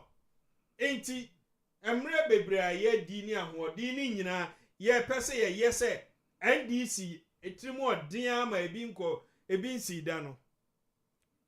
Say ye bisa a driver for ni bi near the omunkomo omudi the entia omo pe santumu made by we are 12 o'clock TV3 omo call live omo call I think cycle and omo interview driver for ni bi ebi say 20% no omo no e some are calling for 30%. Yes. Na omo nyina so oye den omo say enye petrol nkuan omo de running omo transport omo to spare parts omo to we. You see, when the Ghanaian wants an increment or bibia odi ni si anwa wakojina ayese MPP amemu no troka na omo de akotena baby seba petrol mostly ebuo no a minua no mo kan say eyaban na wo sutumi eyaban na wo sutumi always a normal 3 key normal eba petrol ntumu anante so a the edikan world market no? Yes, world market price. World market, your producers can also cross check. Yes, Brent it's about 80. WTI $93. Me monitor the life. Okay, 80 something. Akosro by $7 CCI. Okay. I was monitoring you. Okay. Okay. Up and down. Yeah. So I caught between $93 and $97. All right. What would the MPB need pay Ghana for? And then aside the world market, yeah, what the exchange rate. Yes. Exchange rate in the Debbie okay, I know okay, Dr. Mahmoud Boamah. If your fundamentals are weak, the exchange rate will expose you. If you are in doubt, observe the exchange rate. And also a key, and now can say MPP Komuja exchange rate, Bank of Ghana rate 14.7. Yes. 16.3. That around that. Yeah, around 15. Black a liter market of petrol. Omuja no 15.5 on the average. Asat January 2025. Now it was around 14 cedis, 99 pesos. 14 cedis, 99 pesos. Depending on baby I will turn. Well, assembly yes or no use V power. Yes, or use V power. It's only the end 16 point something. Yes. Just at the year turn 12 cedis, 13 cedis. No togu ne car no. Onu susu say otoye de na be say ni engine no. So machine na esi won. Maybe the end car, ne the end machine. media na ye car nene o dia ne ye car media ne ye machine o dia ne car na say Odini told you where is good them. Odi told you where is good them. say any business why over the years. And I'm sure they told you where is good. Evangelist proud body di okromo ade obi anim. Say easy to board member on told you where is good.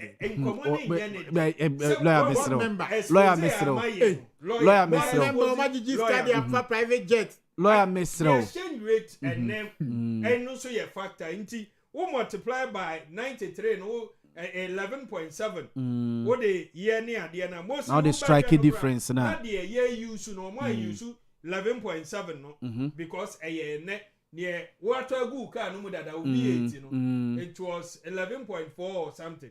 Good.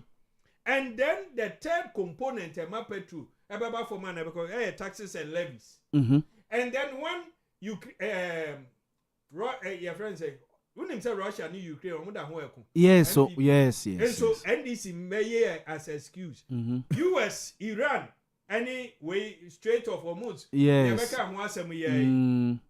US Iran Israel issues good President John Dramani Mahama say yen suspended some of the levies so the word lawyer we usually it wasn't suspension. I was just listening. What we did is to suspend it. Eba form no, I stable kakra. You know, say Ntokano, I know, then a call bear $120 and about 190, 150, and then about below the 100 mark. And they say, okay, yen sound so fanko back. And no nama as I pay no kakra no. But evangelist any munyi one no to good. Munyi into my for parliament for suspension. It was time bound. Yes. Yes. Yeah, me kai say it was as a 2 weeks be I will say 1 week be they review it. Extend it. We must go back to parliament. Evangelist William we try very quick. With 30 minutes. Yes. Now suspend this 1 CD no for be at the next 2 weeks until the next pricing window. We must go to parliament. So But anytime you the 30 minutes. Now I feel 30 minutes. I feel said there's been that stability. Bebre kura hunu say the enti apeja no mu kakra ye sa levies na ababeto na ye de asato so back nke be wo fom enti opeso confuse we mfi no opeso confuse we mfi no enti ye be sere Ghana for any a driver for entumu bi ama okay but say yanka ma na nko na wuja MPP for nko omo ampo betumi akon share drivers na chi ma china omo ha nkrofo Evangelist Boamah hasi say last week and a vice president the commission saw 100 buses. Yes. Munyan disperse say regions na because say a bar at least metro mass will be bi especially enumere so enumere ya pony the amount for struggle to get cars to their various destinations. Roma Hill we so crowd there as a emu esakakra 493 Roman Hill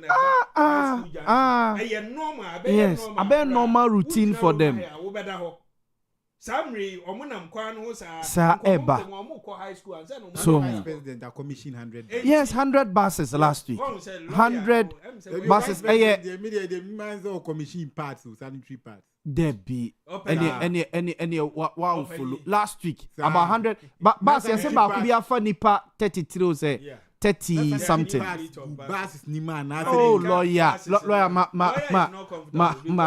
my evangelist intumune ma na waka aputomu ade ni nyina opanyi ye me pese ye nyina ti ase buses asema ode abai one problem as of Ghana as of my year war ye say about chasa me man percentage be 99.999 ye transport system no ye private abai ahoden wo transport esakura wo form and then under the MPP aye lolo buses e buy and ye beka ho asem omu twitwa no te se na ntwinam eton ye omu di bi kura 4,000 3,000 aye lolo a whole bus se ne na wo kan ebi wa ne headlight ebi wa ne tire na say I went to visit their shop at war STC ofori krom ho no bus is a gu akire ho sa na MPP ko twa ne scraps na me sunumu mensuru mu ebi wo hwe na ma eyi no kra 2 years 3 years na ground ni nyina omu ko twitwa ne se nantwinam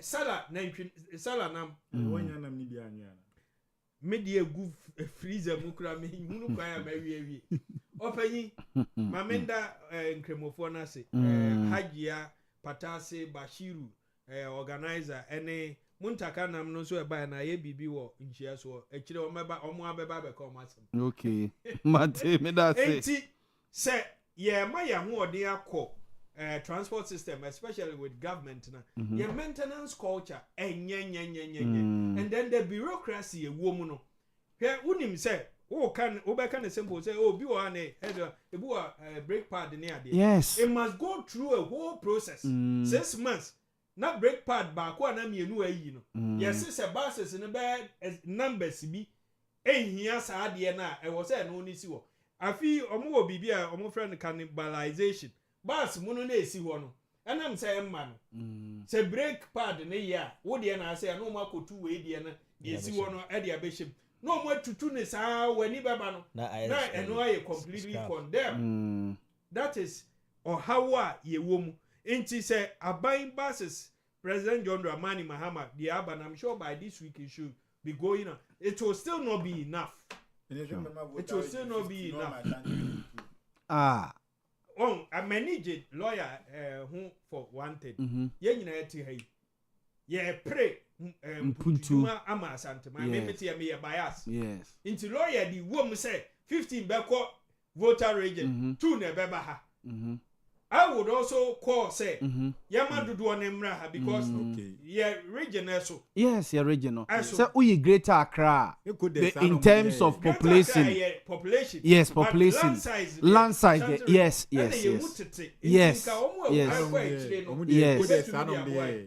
and a lawyer can go from market it is a challenge I want to take on. Okay. So President John Dramani Mahama in his time 2.5 years. Obeba baby. Mate. Yes, December 2026. Accra Kumasi Expressway.